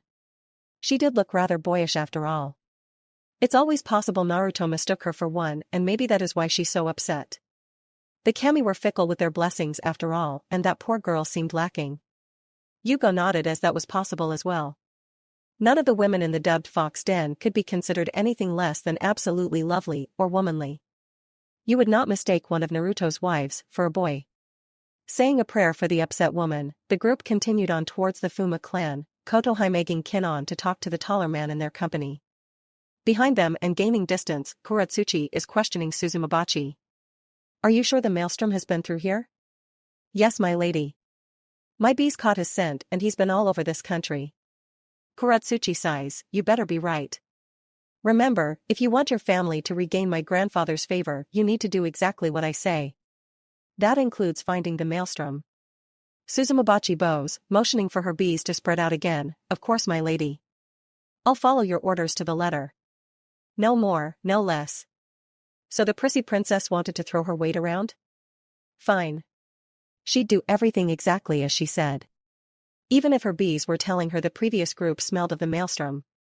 They weren't him, so she didn't need to tell the other girl. No skin off her nose. Omake Sasori considered himself very patient, especially when it came to his partner. Back together in the main Akatsuki base in Rain for a while, they were supposed to be resupplying before they were to head out again and gather some information. Apparently Leader was intrigued with this maelstrom in the end and wanted details on what he was doing. This meant Deidara and himself were being sent off towards the north where he was last seen.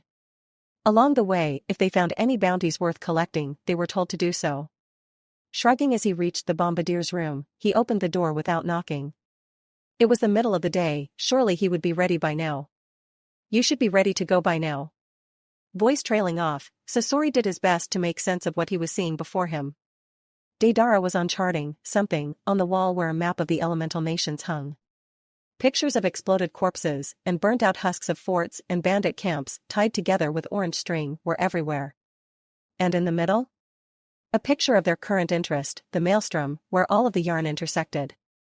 Sasori almost turned around and left, afraid Deidara's lunacy was contagious. Should I leave you alone or dash? Deidara turned and pointed a shaking finger at him, not a word.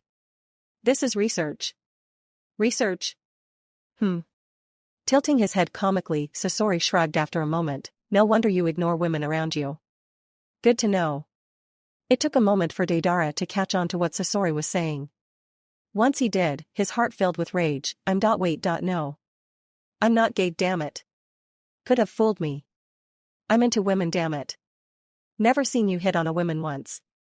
I'm just waiting for the perfect woman is all. Sure, let's go fanboy.